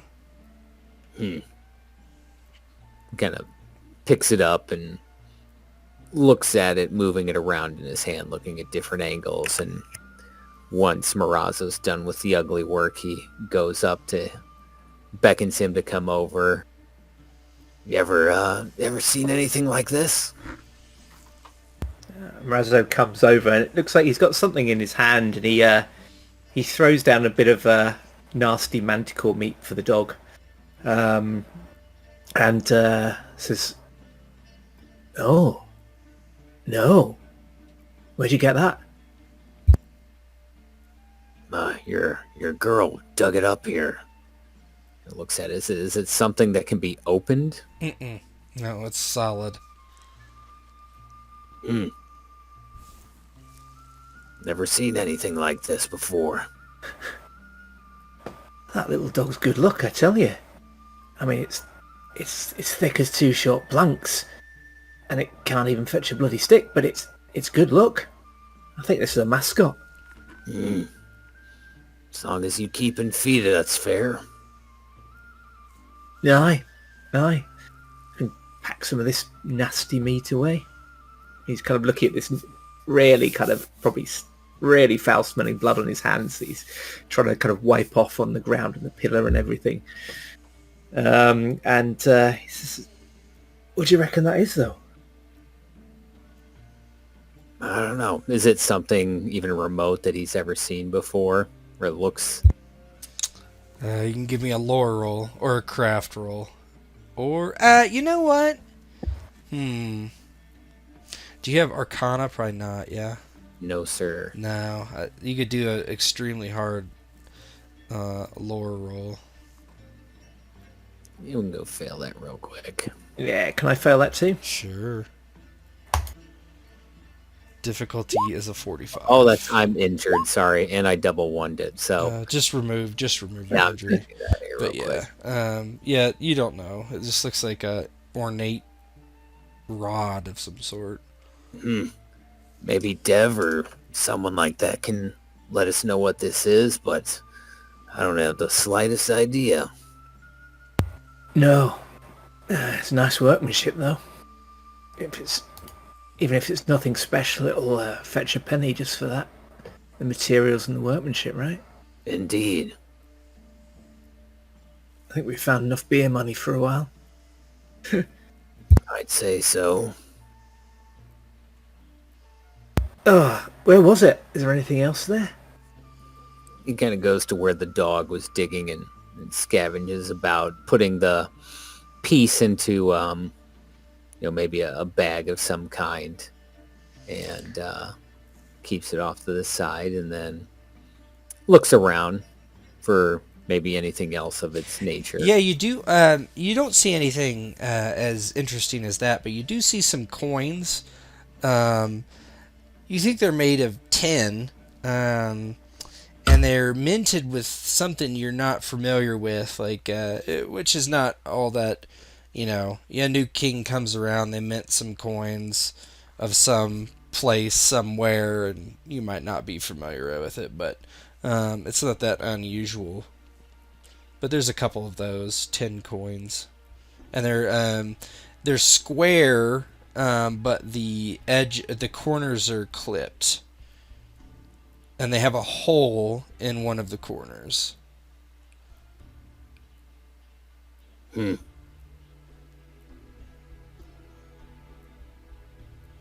It's unusual. Wonder what that's about. And Ratso is actually starting to wander off slightly distractedly in the other direction. He started to wonder if there's anything up, if this thing's got a nest or anything up here. So he's going to nose around up in this kind of area. Yeah, you go up there and you do see that there's branches and dead grass up there, and you see that there's a big freaking egg in there. Nice. Anything else? Yeah, the carcass of a horse head. Ah, okay. Yeah, so there's some direct evidence it was this. And Ratsos calls across to Jute. Do you think an egg of that thing would fetch some money? I mean, I don't know who we'd sell it to, but if there's some daft bugger who collects things like that, I mean... Right? You can tell he's not sure. I mean, I'm sure people would pay for something like this, but I don't know if it's worth it. What do you think? Aye. I mean, eggs, they're bloody hard to transport, right? Fragile, and you got to keep them warm and stuff. I don't know. Seems like too much hard work. Should I just feed it to the dog? Good question. How big is the egg? 2 fists. Why don't we take it with us for now? We got enough sacks, and then we'll decide what we're going to do with it after that. Yeah, fair enough. I'll try and keep it warm. And Ratzo gets out a sack and kind of wraps it round it. And I don't know where he's going to put it. He'll probably just have to carry it, really. And says, well, if one of us is carrying the egg, the other one's going to have to carry the dog. Which one are you? I'll carry the manticore head. Oh, bugger. You, Rat says, you can tell he's trying to work out the logistics of the dog and the egg. He's just like, oh, the dog will have to walk. It'll be good for it. mm-hmm. You can do some bonding with this new mascot you wanted so badly. Oh, well, you don't turn down good luck if you get it right. Besides, I think it'll clean up well. And the ladies love a dog. Right, it's a talking point. They come over to pet the dog, end up petting me, eh? And he winks. It always comes back to the ladies with you. Fair enough. I'm a man of powerful needs, boss. Powerful needs. Mm-hmm. Perhaps, And you see he's kind of looking off into the distance.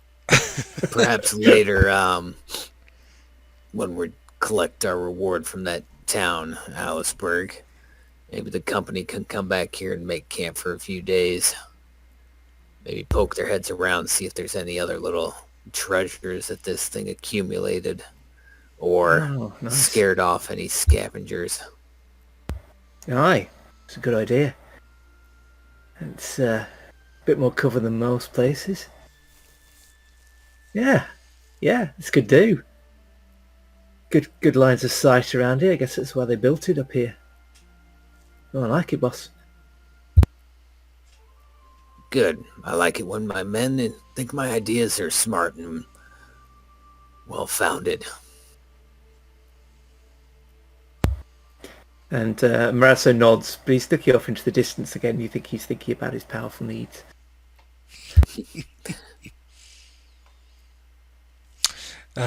So you're heading back then? Yep, we'll head back to Aliceburg. Okay.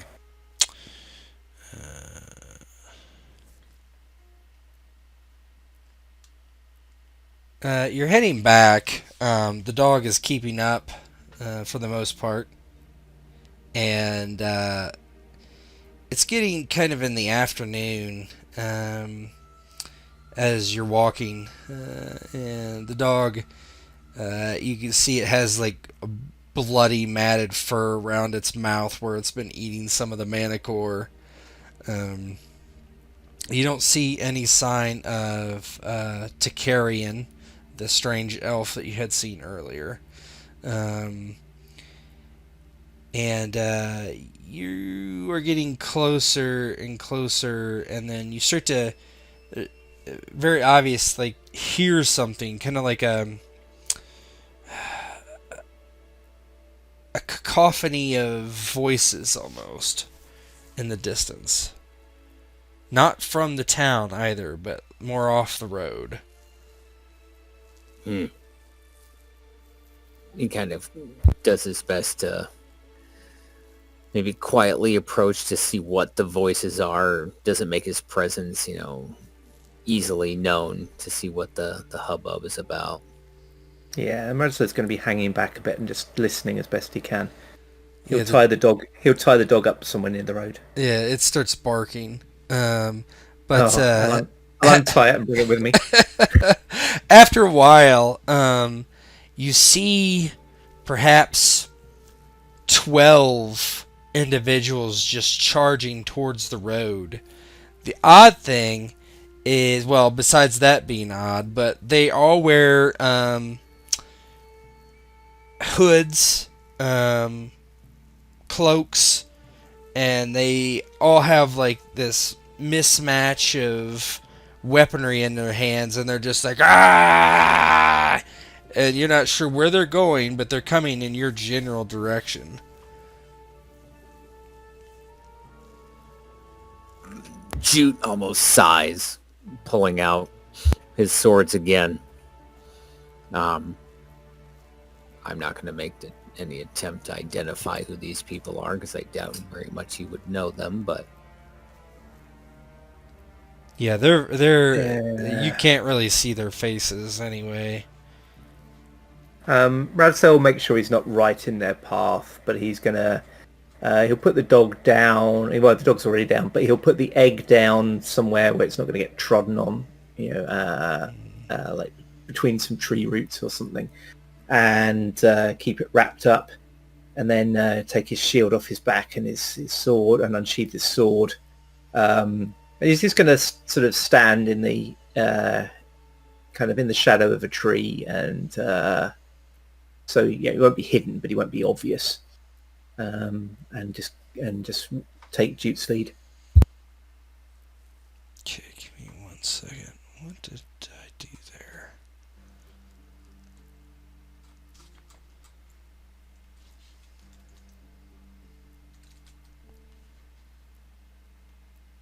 Did I not?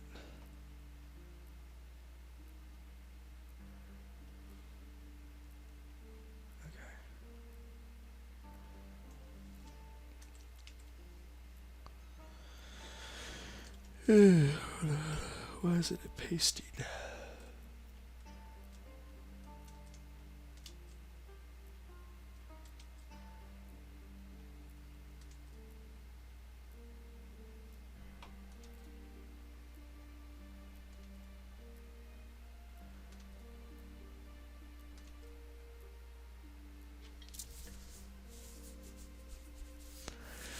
How am I going to do this roll 20 wise? That's a question. Let's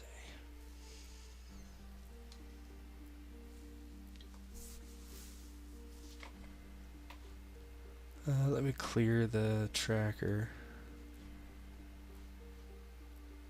Go ahead and roll initiative for me. Okay.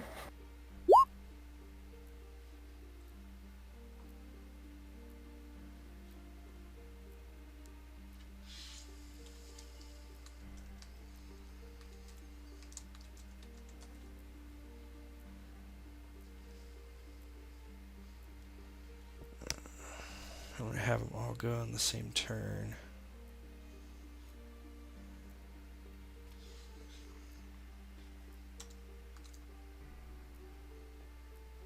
Oops. All right, Morazzo, what would you like to do? Okay. Morazzo is going to wait for them to come to him.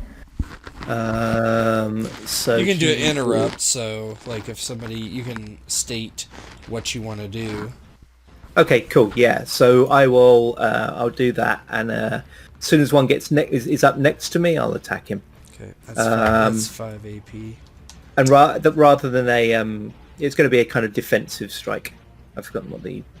Cautious attack? Thank you. Yep. Yes. Alright. An ear. Okay, go ahead, Jute. Jute will do the same thing. He's basically going to do a 2-weapon attack once the idiots get close enough.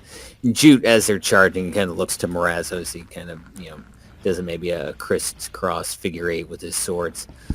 Leave one of these dumb bastards alive. Right, you are, boss. You hear them as they get closer. They're, give it to me! Give it to me! They sound very crazy as they just charge. Why is my Q button not working? Come on. Oh, don't worry. I'm going to give it to you. He kind of sarcastically adds as they charge. That one gets there. Right, tackling. They're all running. So that one gets there. So you can attack with a two-handed attack if you want. Now, we were talking earlier, and maybe I split attacks. Does that mean I can do the main hand with one, and then the offhand with the second dude? No, the split attack would be if you had one weapon, and you wanted to attack two guys at the same time. We'll just F this dude up then a lot. Yeah, you can.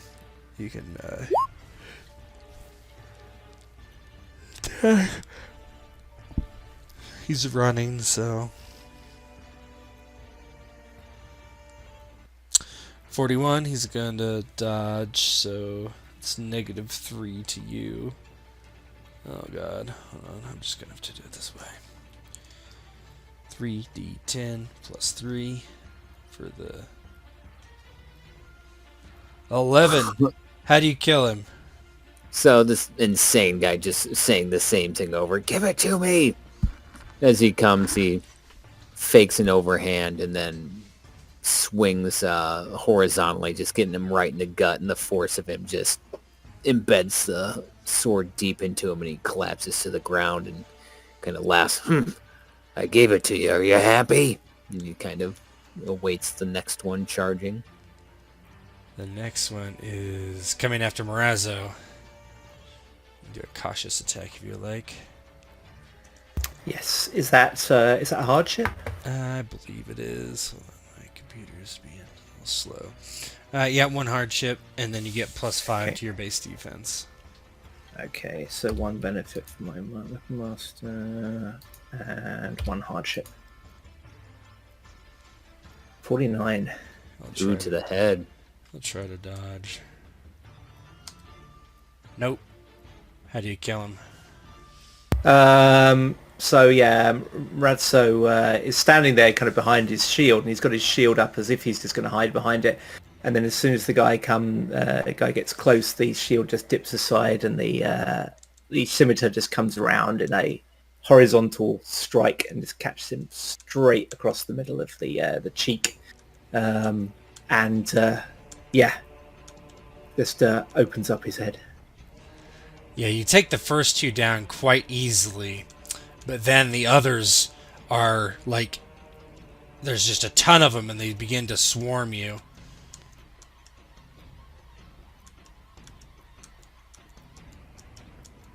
They're all running, so they're all at -3 to hit. So go ahead. It would be Jute and Morazzo. Okay. Right. So Razzo is going to go for this one at the end over here. Yep. And is again going to it's going to be a cautious Yep. attack That's fine. because he's very aware there's the others to worry about. These guys should be a 6 technically. 24, so not so good this time. All right. That'll put him at. Oops. Yep. They're gonna try to dodge. Ah! You do miss on that one. Yeah, there's too much going on now. Jute. So whirlwind attack is not applicable to this, so I think I will just Right. keep trucking along with two-hand attack. Yeah. Or And two it weapon doesn't attack. have. It doesn't have to be the same target either. For what, 2 weapon? Yeah. It does not. So you All get, right, you well, get to we'll take see what 2s. happens on number 1.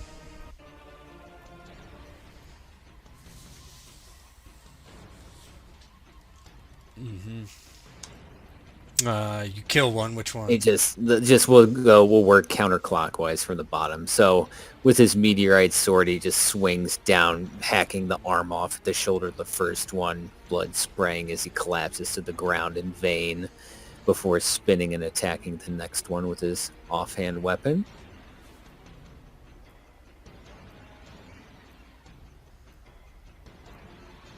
Oh, not nearly as good. I'll re-roll that 1-1, not that it'll matter. It doesn't matter. You hit him. Killed him. Nope, yep. So then he just brings the next one through, kind of impaling him through the chest, the sword coming out the back before he quickly draws it out, getting ready to face the next 2. So you're going to take -3 to your defenses, active defenses. So I think it does. Hold on. I think it has a -2 base defense 2, right? Let's see. Does it not? Yeah. Okay. Cool. All right. So the first one's going to attack Morazzo, going top to bottom. Reckless attacking.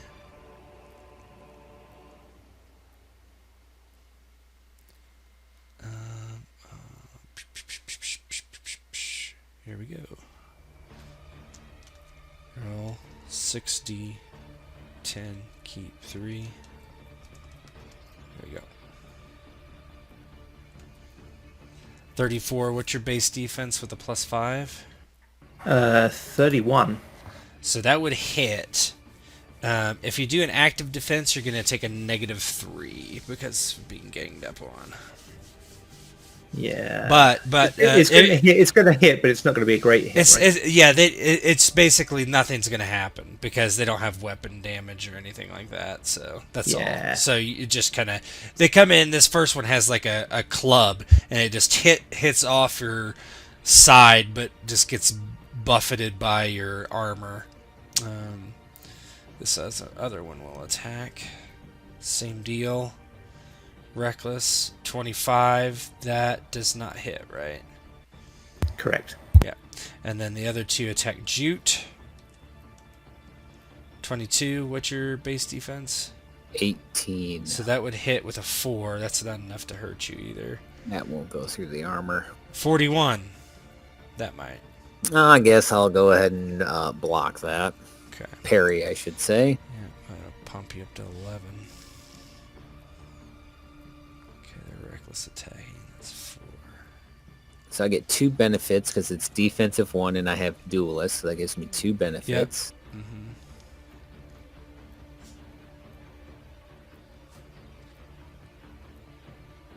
Well, let me reroll. I got 2 ones to reroll. I have a feeling I'll probably get at least a 2 on 1. Let's find out. Yep, so I block him. No, it's not better than anything else. You rolled a 41, right? Yeah, but 4 and a 2 isn't better than anything that you had before. Oh, yeah, that you you're kept. right. But it's not going to matter. It won't, yeah. Yeah, they're hitting you, but they're so unskilled and their weapons are so crappy that it doesn't matter. Morazzo, you're up. Okay, I'm going to go for this one again. Okay. So this time I'm not so worried about them. So it's going to be. No, actually, one nearly did get through, so I'm going to still be cautious. Okay. It's 40.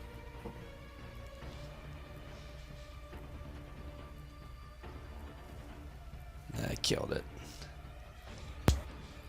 Cool. That would be their turn. They're going to try to... Well, they dodged, so I'm kind of using them all together. So it is Morazzo's turn again.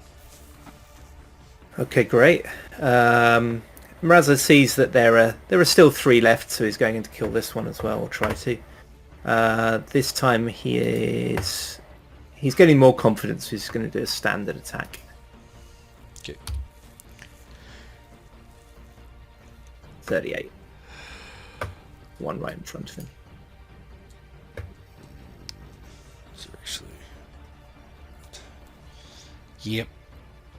Yeah, you guys are just slicing these guys down now as they're not a big mob after you. And it would be Jude's turn. So we'll attack the bottom one.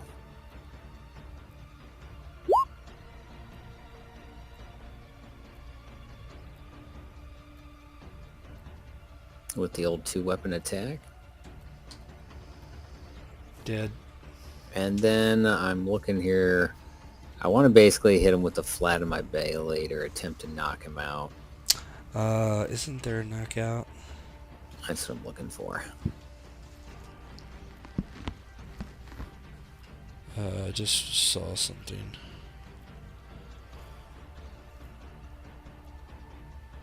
Yeah, for less dangerous death rolls when you're you can just do it. Yeah, if you just hit him, I'll let you just knock him out. That's fine. Actually, just how do you want to do it? They're not gonna. Yeah, we'll just he disarms him and then hits him with the pommel of his sword right across the forehead. Just you can knowing that his brain is absolutely concussed and he falls down unconscious. Kind of with the battle over and the bodies everywhere, he looks to Morazzo. What in the bloody fuck was that? They're dafter than the bloody dog. Must be. They did say they wanted us to give it to them. Aye, but what? I mean, what have we got? There's the egg, there's the dog, there's the... Oh shit, there's that scroll thing, that tube. You think that's it? That could be. Perhaps, we'll take this one.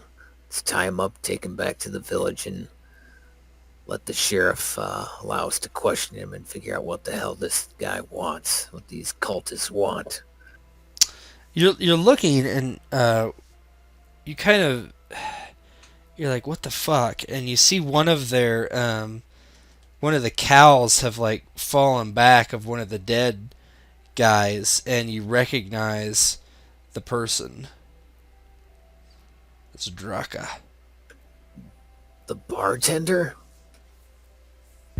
No, that was the guy who gave us the dog. Yes, it is the guy who gave you the dog. Yeah. They did want the dog back. Huh. He kind of starts taking the cowls off of all the cultists to see if there was any other maybe townsfolk that they were walking by. Or something you recognize the town guard that you talked to when you entered town. You don't. You might expect to see Rulgor, but you do not. You didn't really get a good look at anybody else, so. The cultist that's alive, well, I guess this changes the plan. We'll wait till he wakes up here and see what the hell this is all about. Oh, I'm starting to get that we're not going to get paid feeling again. Oh, we're going to get paid one way or the other. Aye, maybe I should have said they don't want to pay us. That's more fair. Aye. I don't have money, though. Bastards. Yeah. And not like brutally, but he just in frustration he kind of kicks the unconscious guy in the backside. Evil bastards. Oh, can't trust anyone these days. Indeed. There's a certain amount of irony in that coming from Morazzo, who is not the most honest person in the world. But it's absolutely lost on him. Once the cultist wakes up, maybe he'll slap him and throw some water on him. Mm-hmm. Hey. It's pretty easy to wake him up. What are you after? He kind of holds up the cylinder. Is it this? He seems confused for a moment. He shakes his head. What? Where am I? Where am I? Where are you? Look around. And he kind of points to the dead cultist. Oh my god! What happened? He seems in shock almost. Do I think it's genuine? Go ahead and give me a read person.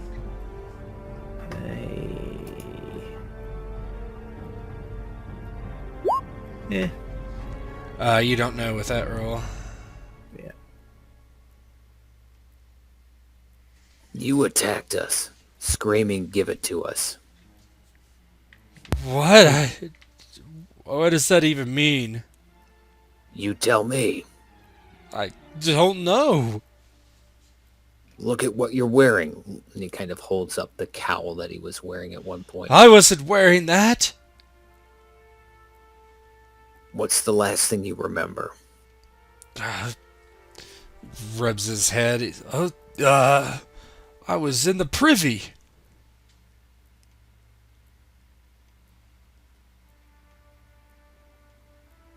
In town?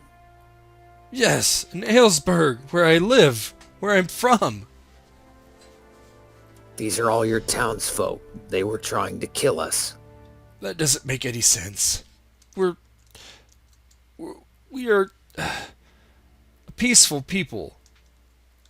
We wouldn't attack you. Aren't you the ones that they hired to kill the monster? Yes, it seems like maybe this was guarding something. And once that monster was out of the way, you people were coming after it. I don't know what that is. It just looks like a piece of metal.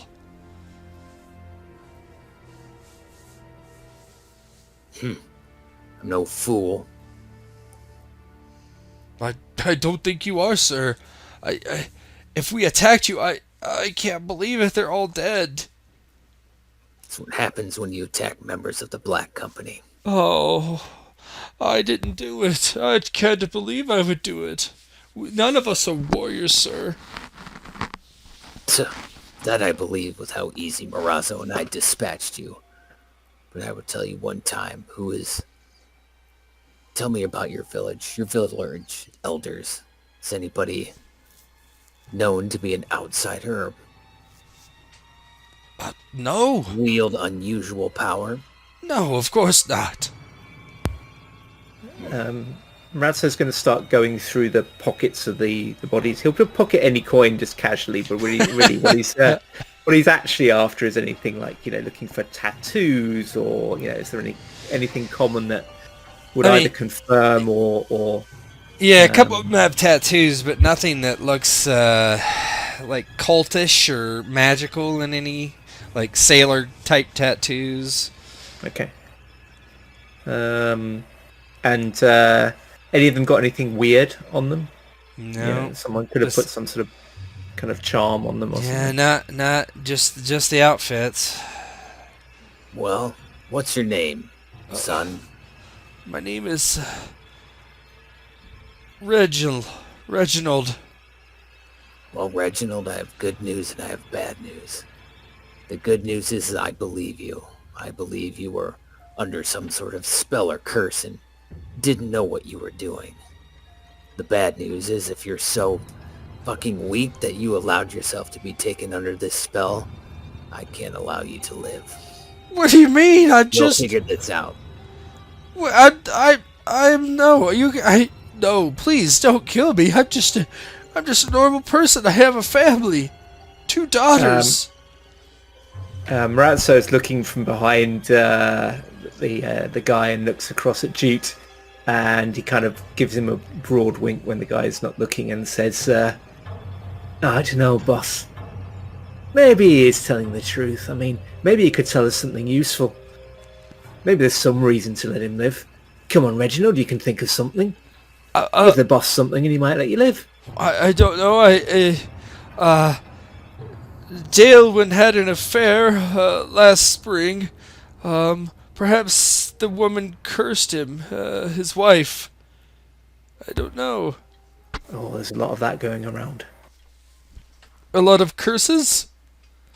It's more witches than you'd ever believe. Oh, see, perhaps I could tell you a story or Oh, two. perhaps that's what's happened to us. There's a witch, maybe, perhaps. Yeah, you're not really helping me here, Reginald. Come on, you can do better. What weird stuff's happened in town? Come on.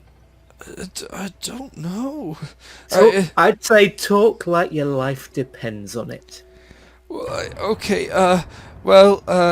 Several weeks ago, the trade stopped because of the monster.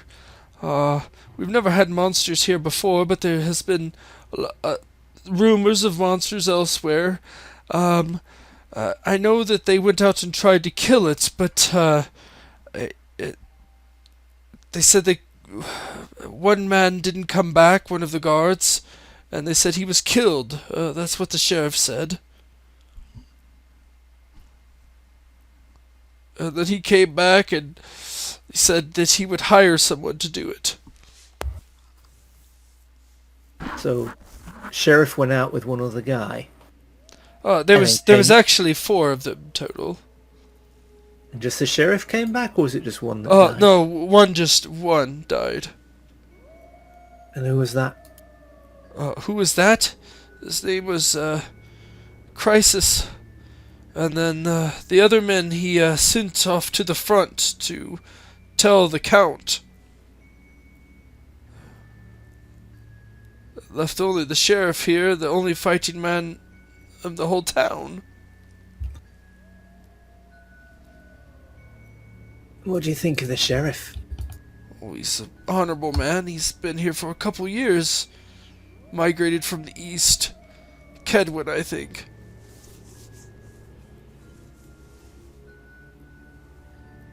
And Russo looks across at his boss, Jute, and says, he actually won't say anything. He'll just look across at him and raise an eyebrow. Don't kill me. I'm just a peaceful man. I'm a basket weaver. You can have all my baskets. And coin, I have a few coppers.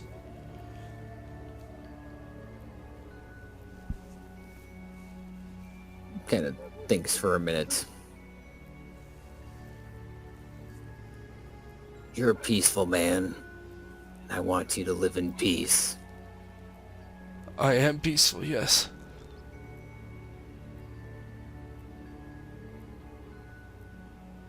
He looks at Morazzo.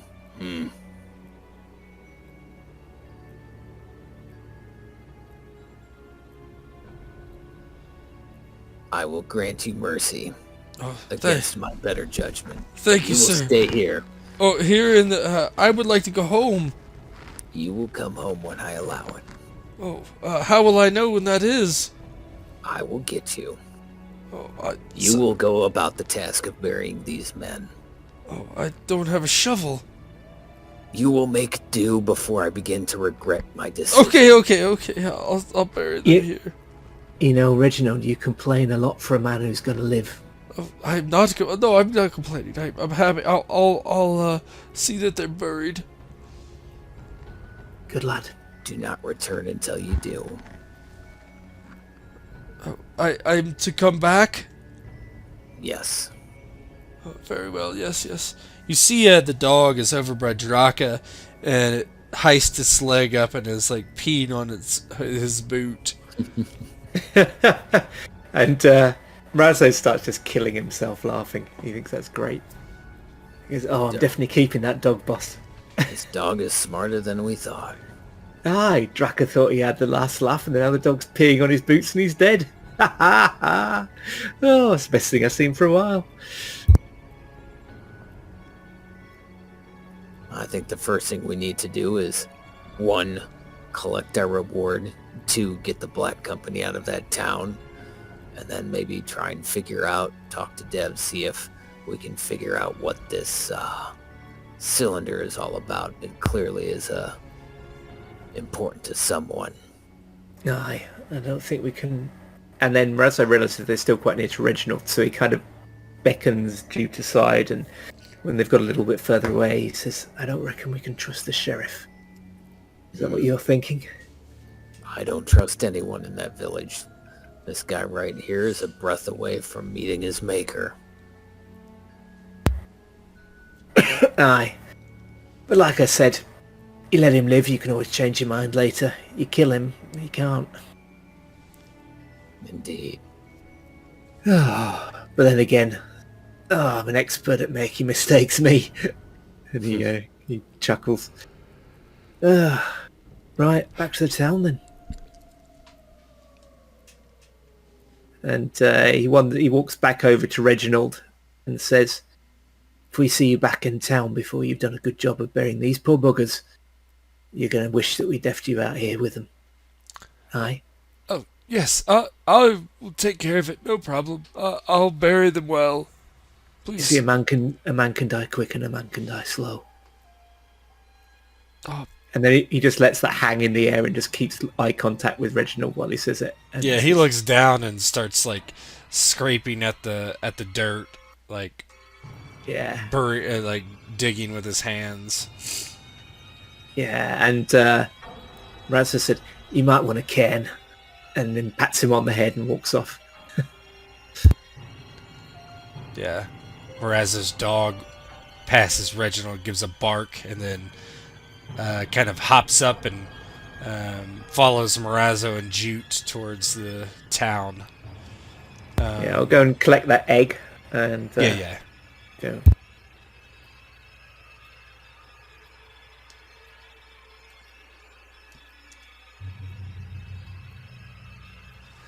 You head back to town, and as you're approaching from the east, you see your mercenary banner is struck in the middle of town in a makeshift camp.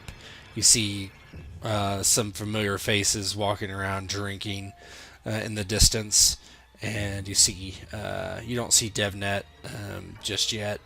As you make your approach, and as you do, that's where we'll end it for tonight. Alrighty.